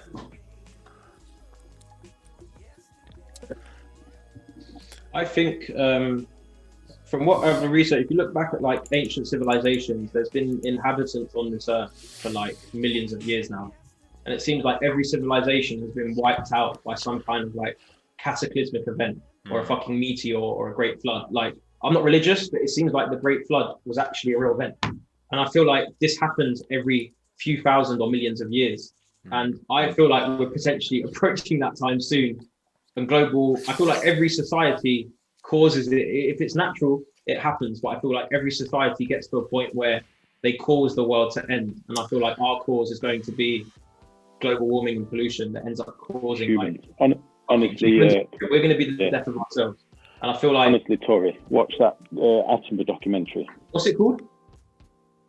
I'm not sure. It's his latest one on Netflix. Yeah, I'm gonna look it up right now. Give me 1 second. It's he talks about how he spent most of his life with animals and nature, and now he's seen species get extinct. And you can hear the pain in his voice. Like, this guy spent his entire life with animals, and now he's just talking about how we're heading towards doom. And he's sort of happy that he's not going to be alive to witness that doom, but he's just sad for, like, you know, like, people who are like coming into the world right now, that they'll have to go through that. Very powerful, that video. It's kind of like a wake. Yeah. Yeah. So civilization. someone sent us a chart over here. This is a NZD USD chart, and they asked, I took a sell as price touched that resistance. Do you think it's wise to hold? What I want to ask you is, was it wise to take a buy or to take a sell when candles were going bullish? That's one thing you need to ask yourself, right? Because this is the same thing as standing on a bus stop and you want to go left and all the buses are going right. And you jump on the bus to go right when you want to go left. And then as the bus is going right, and as you're in a sell, as price is going up, you're hoping that the bus is going to turn around and go left, but instead it's going to move. So yeah, that's a gulag chart. So sorry, I'm actually the manager of the gulag, and I apologize for that. So basically, what you would have done is you would have waited for price to actually close in your direction. If you get a candle closing in a direction on the 1 hour time frame, then there's a higher probability that the next candle is going to go that way as well. You know, but this was actually a bad trade. I would probably close the trade, because what it seems like is if we're breaking this resistance, we may retest it and then continue moving up. So you got to keep that in mind.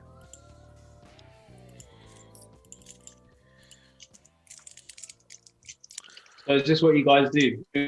Who sends in these charts? Is it like your community, your members, anyone? Yeah, so basically people in the Zoom chat. Yeah, so the guys in the Zoom chat, they can send the charts. There are guys in YouTube, they send the charts. So whoever sends the charts, we just open the charts, we look at the charts, we give our opinion, advices. You know, sometimes our opinions, advices are very hot-headed. Like you know, it's like there's no filter. you know. And sometimes, you know, people get offended when they come in the live stream the first time, you know, they get roasted, they get offended, but then they get used to it, because eventually they realize is that whenever someone posts a chart, and if it's not a well labeled chart, and if the entry doesn't make any sense, you know, then at that time I think you're building those bad habits, right? Because the biggest problem people have is not sending charts, because what happens is when someone's new, right, there's one reason why they won't send charts, and that reason is that maybe they're shy, or maybe they think their analysis is not good enough to be sent. But if your analysis is not going to be good enough, or if you're not going to send any charts, there's no way you're going to get better. You have to send charts, because when you send a chart, someone looks at it and then they'll give you their idea, or maybe if you're wrong, they'll give you the correct idea of what to do, you know. So that's why we have the YouTube chat running at the same time to help people. I think it's great. I think I say this quite a lot. I feel like people are so scared to lose in this market. It's like a stop loss is like a sin. It's like if the stop loss gets hit, people are like, I'm a failure. Like, I'm bad, I'm rubbish. But a stop loss is a safety mechanism. Right. It's there to help you. It's like, as long as your risk reward is in check, people shouldn't be afraid to lose. Like, it might be harder for us because we're in the public eye and we have to give our trades out publicly. And there's probably a lot more judgment and critique, but it's part of the game. People need to accept that. It's quite brave to send a chart through, to be fair. Respect those people. Yeah, we tried to change that a little bit, and you're absolutely right, bro. Like, I mean, when someone hits a stop loss, it's like considered, it's like a shaming, almost like it's like you're being shamed when you hit a stop loss. But like, we've tried to change that in a way that, okay, if you're gonna hit stop loss, right? Let's say you use the one lot and your stop loss is, let's say, 150 pips. You know, no, 15 pips. So you're eventually gonna lose like $150 on that trade, but if you can really reduce that stop, like sometimes we know that price is going to hit our stop loss, so there are certain things you can do to really, like, you know, cut your risk in half. Because the only reason people like they get stressed out or they get anxiety in a losing trade is when they don't know how to reduce their loss, right? Sometimes what happens is, like, let's say we take a buy right over here, right? For example, we take a buy at this point, and our risk is down over here. So let's say if price starts to come down, and if we see that on the smaller time frames, price is breaking the lows. Once price starts breaking the lows of these candles, we know that, okay, price may continue down to our stop loss. So instead of holding the whole thing, why not close 50% at this point, right? Because if you close 50%, now you've basically reduced your risk. So even now, when you hit stop loss, you can say, okay, like, you know, we hit stop loss, but we used risk management and we lost less than what we expected to lose. Yeah, it's like having a stop loss there, and if your risk is in check, you've already accepted what you will lose. But I completely agree. If you see it's about to wipe you out, just get out or just protect yourself more. There's no harm in doing that. It doesn't. I think people are just scared of being wrong. It's like if a trade hits stop loss, they're like, I was wrong. It didn't work out. But it won't work out 100% of the time. And there's nothing wrong with being versatile whilst the trade's moving as well. It's like now, if it was rocketing into profit and you went into like 0.2 or 0.3 or 0.4% profit, there's still no harm in taking a bit off the table. You don't need to, everyone looks for that golden trade, I feel like. They want that big boy 150 pip bang. They want like a major short, they want this, that. But sometimes it's more profitable just to keep it simple.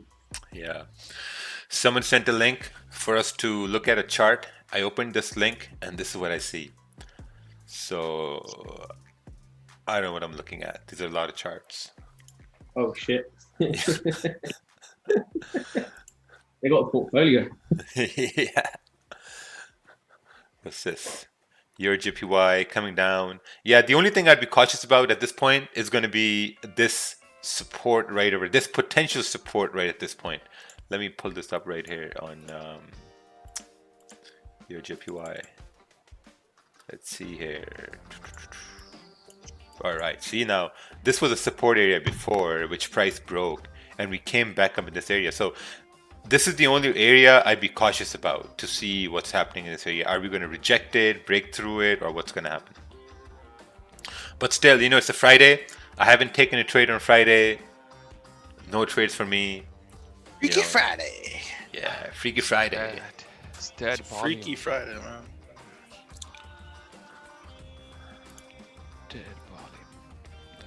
Nothing happening so far. Nothing happening. Oh, what's this? Previous high, entry candle, right over here. Entry candle when the current can't break the previous high. Entry candle. So what, you got 1 entry candle, 2 entry candle. The entry was higher due to the spread. Previous high over here. So what happened? Did you win this trade, or is it still open, or? Oh, how would I manage it? I probably would have taken that sell. Yeah, I probably manage it like this. I mean, you're right. You had resistance over here. This kind of broke out of resistance. Then you can't take a buy because, you know, we're breaking out of resistance. You wait for a retest. The candle closes bearish here. And then you got one bullish candle closing over here. So once it's closing bullish and we're moving up, then there's a high probability for the next one to continue up to retest this high. And with volume, oh, this is GJ 15 minute. Yeah, with volume, you can see it continue to move up. Oh, this was Asian session. Yeah. So that's how I would look at it. Have Torres send a chart. All right. We'll have to send Torres to the gulag.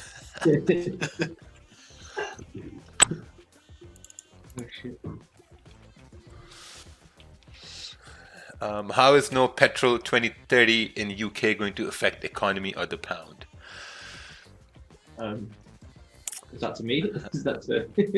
I don't think no petrol is going to be a thing. I don't think so. I mean, do you drive? No petrol. Well, in the near future, what I do know is that electric cars are going to be the thing. I mean, that's what we're moving into, 100%. Just like how we had donkey carts, right? Donkey carts and horse carts.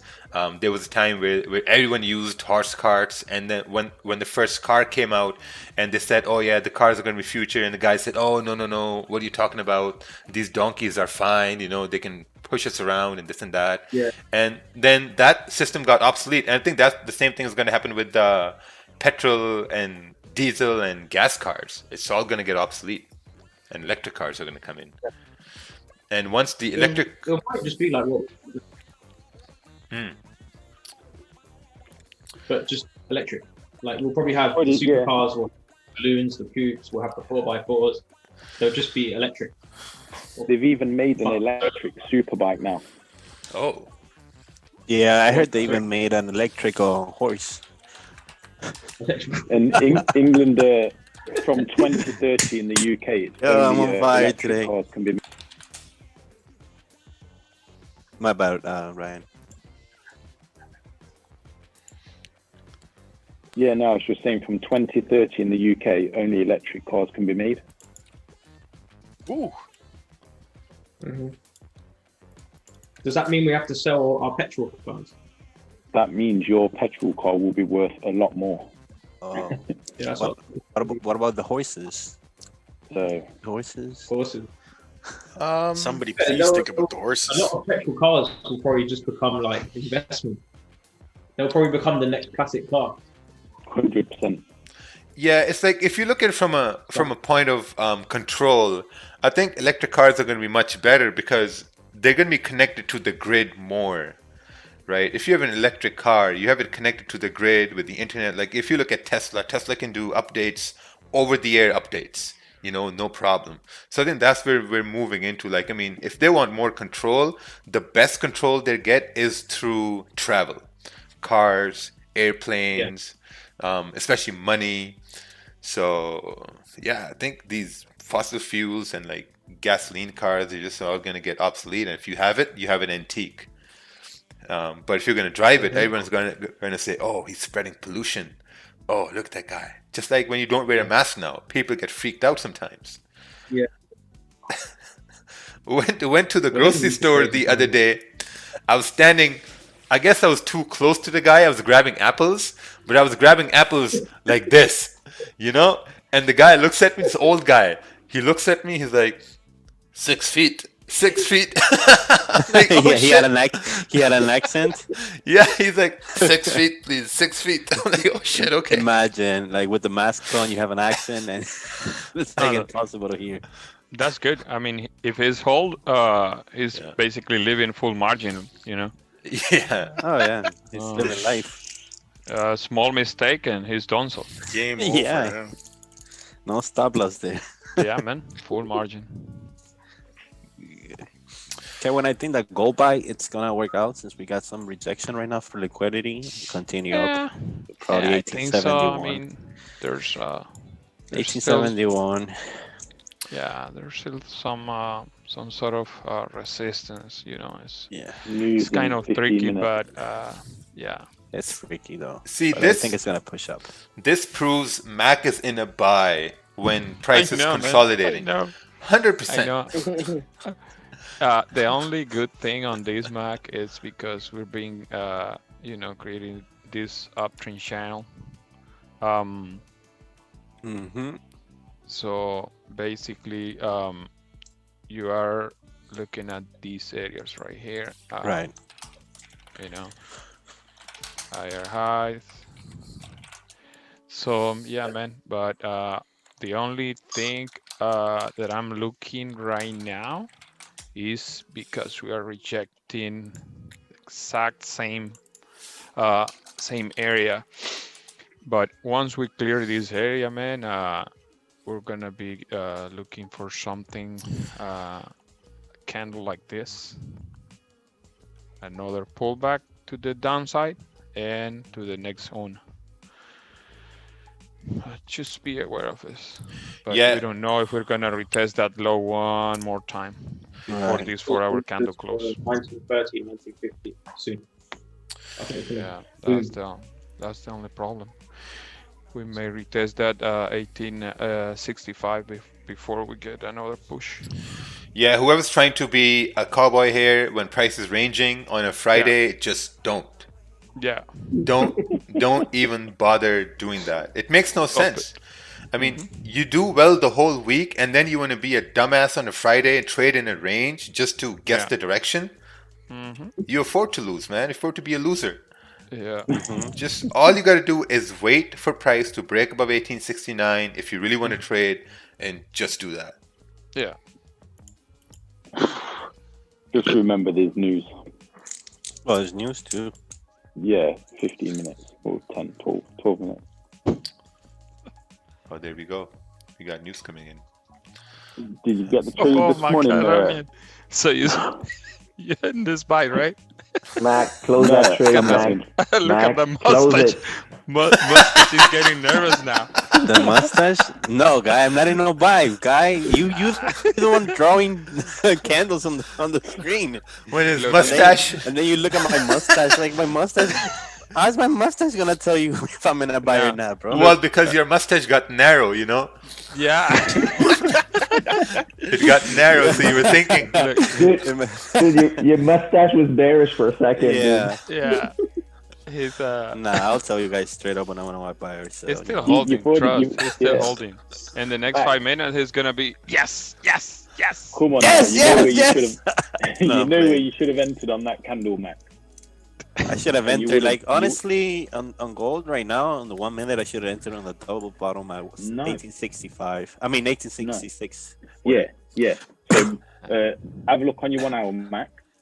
He's still good because... he's still good because still these 30-minute the candles. No, he's not good, man. Stop encouraging him to take this bad trade. I'm about to press the button. Mac, look on the 1 hour where the wick went to. Bro, the 1 hour went up to 1869, right? Yeah. I'm saying, like, if we go past 1869, we break that line Rakeel drew, then there's off to 71, I think? There's a higher. There's a resistance. He's gonna get an opportunity to leave this trade, because this 30-minute candle is gonna retest that resistance around 1869. Torre is probably like, what the fuck are these guys doing? Like, yeah, the way Torre, they trade every day. Like, because Bitcoin takes like 3 years to move for like $2. Come on then, Tori, give us your breakdown of gold. Gold, I said earlier, I think gold's going to go up to like 1930, 1950. Oh, no, yeah, long run, but... Yeah. It's going to blow, but right now, go to the 15-minute. Okay, let's see. Yeah. What time frames do you work on, Tori? Yeah, it looks like it's higher a time frames. lot of liquidity grabs. Mostly You what? Sorry. weekly, daily, 4 hour mostly. But Yeah. mostly weekly, daily, 4 hour, mostly swing trading. But sometimes I look for entries on the 15-minute for on a quick intraday.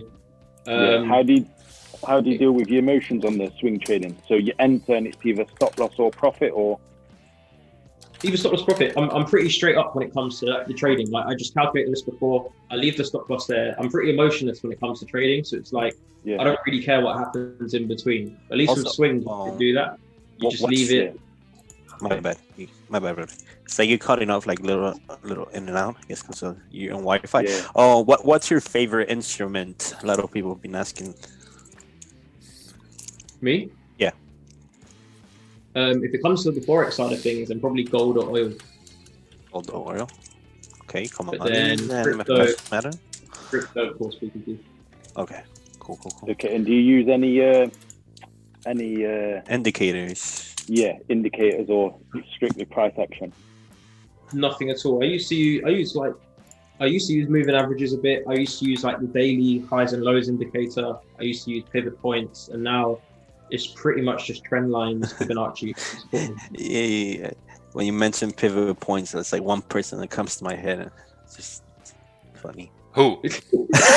Why do you want to instigate, bro? I honestly don't know. I don't know what you're talking about. Don't know because you're a man or what? Say it. It's Colombian, Pivot man. points. This is evidence that Kerwin's a gangster. Yeah, man. This guy. Trust. Pivot points are stupid. Oh yeah, baby. Okay, that's your chance to live this trade. Yeah, like somebody called short golds the other day. Like it's just a mess. Oh, pivot points. Oh yeah. See, the thing is, when you're trading gold, you need to be aware of what's happening fundamentally. Right, you really need to know what's happening fundamentally. I mean, gold didn't go down with elections because there was a lot of uncertainty.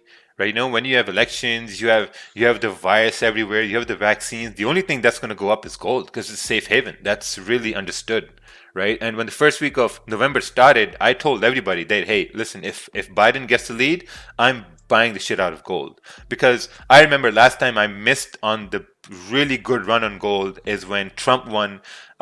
Trump's Republican, right? Republican? Nah, he's an independent. Yeah. Not really, but yeah. No. Yeah, Republican. Yeah, okay. Not really, but yeah. Yeah, right. So when that side won, their policies aligned with the fact that okay, gold has to dump and US dollar has to go up. So when Biden won, from my point of view, like I looked at it from a very very like objective view. Like my view was okay, if Trump won, gold went down. If Biden starts winning, obviously gold's going to start going up because the other party is winning. So that was my whole point. And then obviously we started to look at market structure and took buys on gold, and that's where I had the 11,000 win on 5 lot on gold. And also with quick off the kill. Also with gold, there's a lot of influencers. So not just one or two. There's a lot of things that influence it in the economy in other countries. So. Shut up, Kerwin. Okay, I'm just saying. Yeah, okay, everybody. Don't call me later telling me that you're in drag down again. All right, we got news coming in 5 minutes. I guess Mac is expecting CAD news to blow gold up, so we'll see what happens. CAD news for gold. Because the only news we have, like the high-level news, is CAD news. We got CAD retail sales. That's it. That's incredible. Yeah, we'll see what happens in 6 minutes. Let's take a look at the chart from the Gulag here. All right, so you've got Rakeel, you've got a speech. So Fed Kaplan speech for Federal Reserve. Yeah, he's not gonna say nothing much at all, Robert Kaplan. I mean, if you Google Robert Kaplan, so this is what I do, right? So whoever has speeches, I open them up and I Google them, I look at them. American author. Yeah, I don't think he's gonna have much influence on the market. He's an author. Yeah, Kaplan is the guy with the books, right? Yeah. Yeah, it says right here, he wrote books.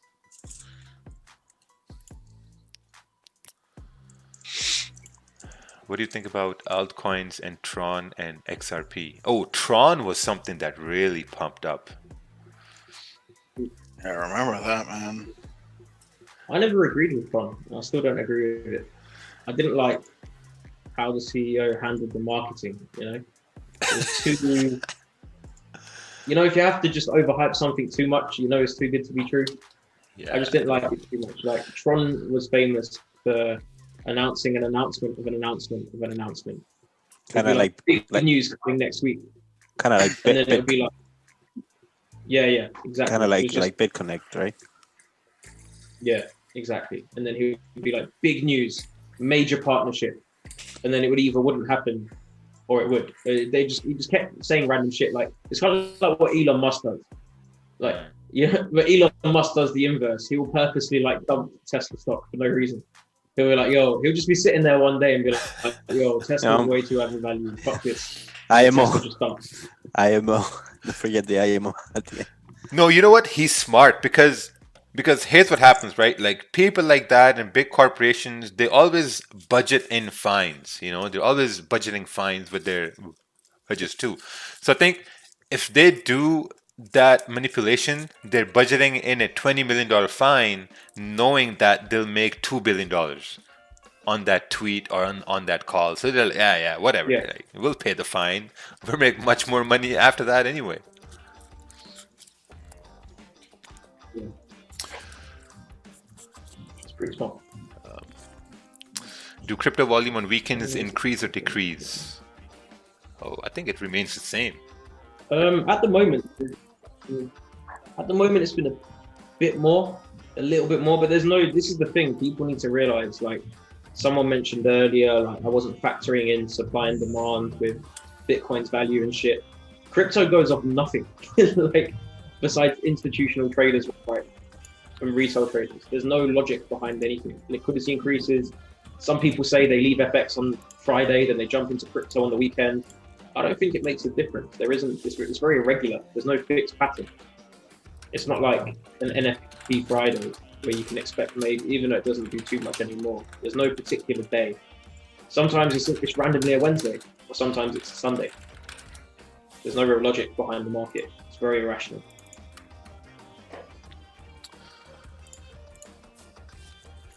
Ooh, what's reading this? these comments. We've got some crazy.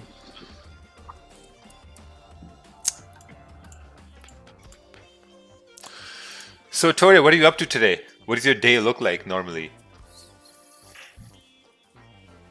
To be honest, for the majority of the year, I've just been doing nothing.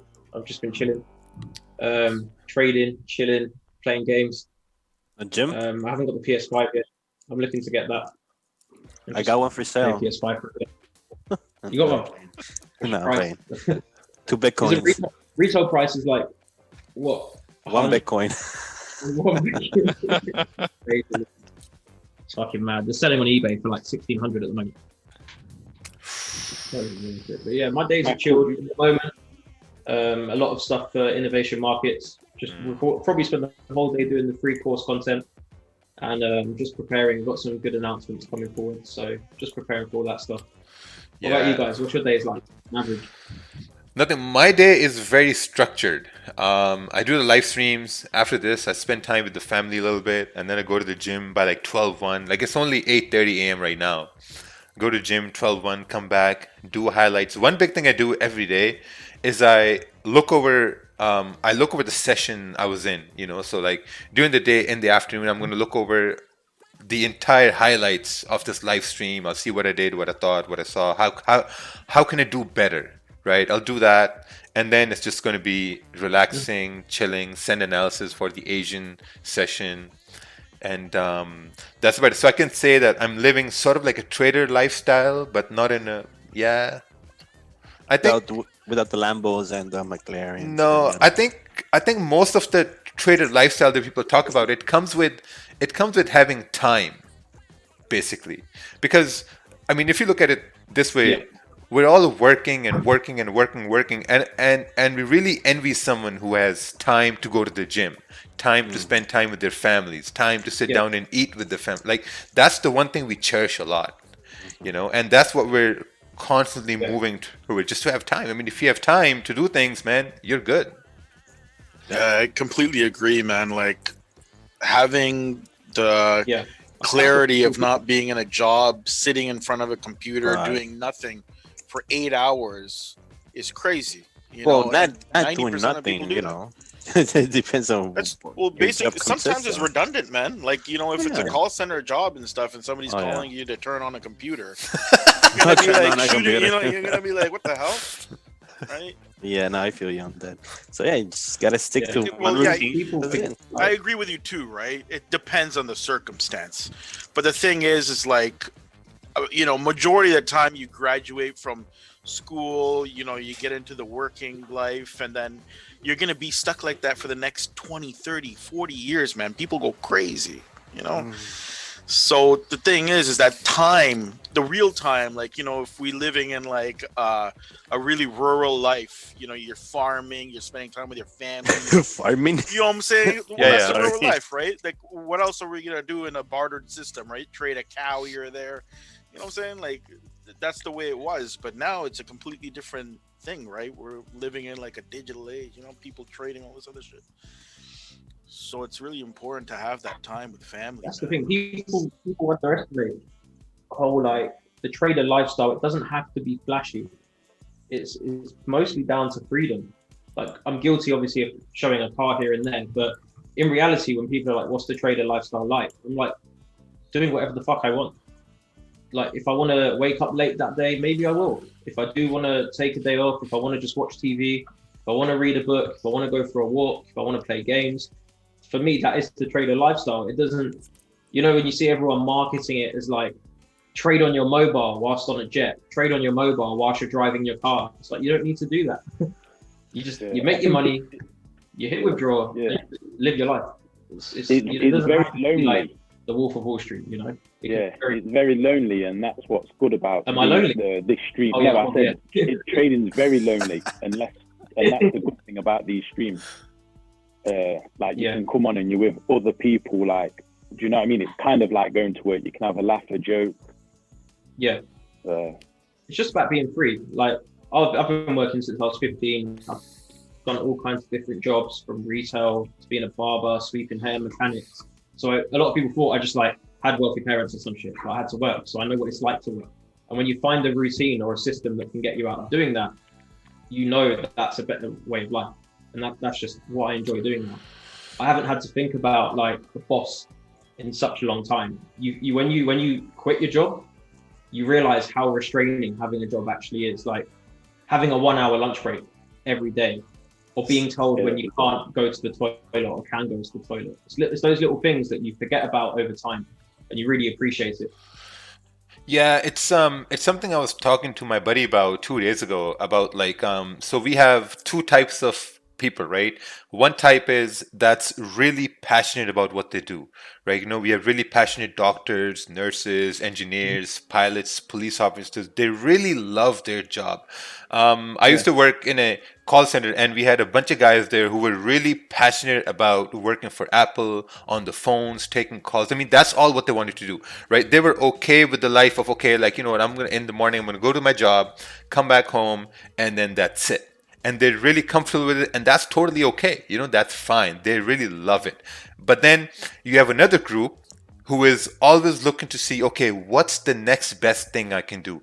How can I change my circumstance to go to another circumstance where I don't have to worry about, you know, driving, then sitting down and waiting for my bathroom break to look at my phone? Because to be honest, I was stuck in a life like, when I was working, you know, I would really look at that bathroom break so I can look at my phone and get that mental freedom, right? So I was in the second group who really wanted things to change, right? And that's why, like, you know, once we've started this community, the live stream, and like all the people who message me, I think all those people are in that group who are looking for that change, you know, and that's why we're all here now. Like, we have 2,300 people in the live stream. We are almost like 200 in the Zoom session. So that's all what our common goal is. But it's true. I would really look forward to those bathroom breaks to look at my phone. used to literally be like, "Yo, I'm going for a shit." And just come back. Yeah. I told you I was going for a shit. Cool. Not everyone wants loads of money. You know, it's not. I think when you actually do make loads of money, you realize it isn't everything. Sometimes you can live a life of freedom without having all the money in the world. It depends on what you care about. You could easily live the trader lifestyle of freedom if you didn't care too much about luxuries. You don't need to go to the best places. You don't need to fly private. You don't need to have a supercar. Yeah, it's what makes you happy. Like some people are just happy reading books or playing games all day in a normal house, an average place, and maybe having a part-time job. That's good for some people, and that's fine. Like, you know, and some people are like, I don't want this, I don't want that. You shouldn't critique someone and be like, you need to be fucking rich. You need to be a trader. It's like, not everyone wants to be. Yeah. As you said, some people love being paramedic. Some people love doing government jobs. Some people love working sometimes, well, you need workers just as much as you need people who are aiding the current digital era. Yeah, that's true. Corey, a little off subject. I got a question for you. You say your dad was from Cyprus? Yeah. That's awesome. Same with mine. Really? Yeah, he's from Eniapa. Oh shit! Wait, is that the Greek side? Yes. Wait, you Turkish? Yeah, Turkish Cypriot. Oh, okay. Good stuff, man.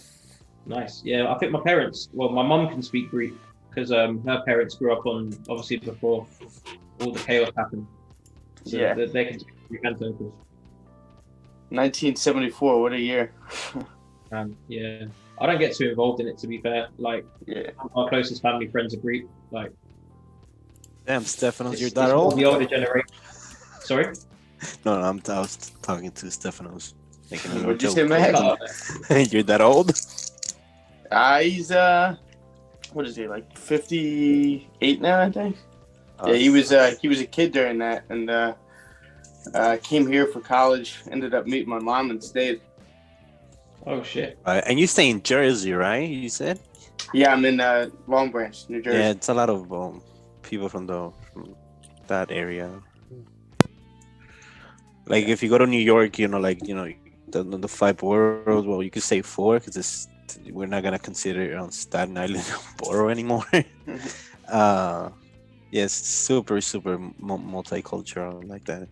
Oh yeah, the whole area. It's a melting pot. Yeah. You go to Astoria, Queens, though. You got a lot of Greeks. Oh yeah, got a lot of Greeks in Astoria. You go to you go to the city and Midtown. There's a lot of people from Lebanon and places like that. Oh yeah. Well, Tori, I like what you're doing, man. Keep it up. Thank you very much. You too. Yeah, we're gonna help you. I'm actually gonna help you promote the free thing you got going on. So I'm gonna give you a follow on Instagram and send you a message. See what I could do for you. Bring the whole gulag. Bring the whole gulag to you. Yeah, it's just making a difference. It's just like, don't get me wrong. We've got a membership coming out. Like, obviously, I think most people know that anyway. I'm not going to hide. It's not like a marketing ploy because most people knew it anyway. But I thought at the very least, just make the best fucking online course I can. Yeah, so do it, man. So, Tori, I'm probably going to leave here in about 5 minutes. So, if people want to get in touch with you, what's the best way for people to get in touch with you? Probably my Instagram. Instagram, all right. Yeah, we got your Instagram right over here. Instagram or the invitation Instagram. Like I get so many DMs a day. I tried my best to keep up. I think you have two. You have Tori K, and the other one is just Tori. No. Probably a scammer. I think that's literally just me. I've got like 100 fake accounts. Like I think someone in the comments earlier was like, "Do you have an account with Guardia Banks or JV Banks?" And it's like, no, money. I know you, Raja. You've got a few fake accounts as well, right? Yeah. I'm famous now. I made it. See, the thing is, I don't get that. Like, should be this one, right? Yeah. Yes. See, the thing is, like, when you post a lot about your lifestyle and your pictures, like, it's really easy to make fake accounts off of that. But I've been posting more about, like, you know, like charts and this and that. So I think for the most part, scammers had a hard time to create a fake account, but now they have. So I finally feel famous now. I have some fake accounts. So that's very nice. I think it's scary. It's scary that people fall for it, you know? Bro. Oh, yeah. Look, your other IG is JV Burn. Like, if my name is Torre and I have a profile with my name and all my pictures there, why would I make a replica of my own profile and call it JV Burns and then post the same pictures? It's just common sense. Bro, while I was in London, someone messaged me on someone messaged me on Instagram saying that they paid for my in-person course in Vancouver, which is supposed to be next weekend. I'm like, okay, how much was the price? They're like, oh, I paid $2,500. What? I'm like, what? To who? And then they sent me the profile, and that profile had like 1,000 followers. I'm like, are you stupid? He's like, yeah, I just paid $2,500. Is there a way to get it back? I'm like, hey, listen, just block me and never talk to me again. He probably paid it to like a Bitcoin address. Yeah. It was through Bitcoin. A lot of my fake profiles, I'm pretty sure one of them has at least taken 50K. Like, wow, that's great. And I'm like, come on, man. I'm like, what's wrong with you? Like, sometimes they message me and they're like, fuck you, motherfucker, I've got you now. And I'm like, what? And they're like, give me my money back. You had a fake profile. I'll be like, what? And the profile is like Elton John 1996. And I'm like, 1990.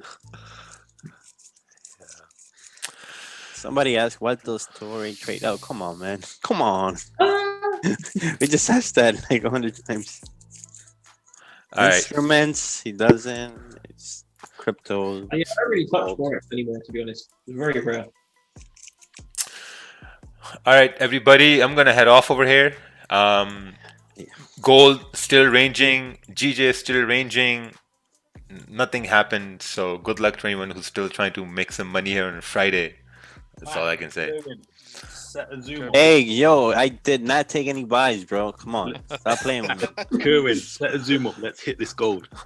Yeah, man. And thank you so much, Torre. Like, you took the time out.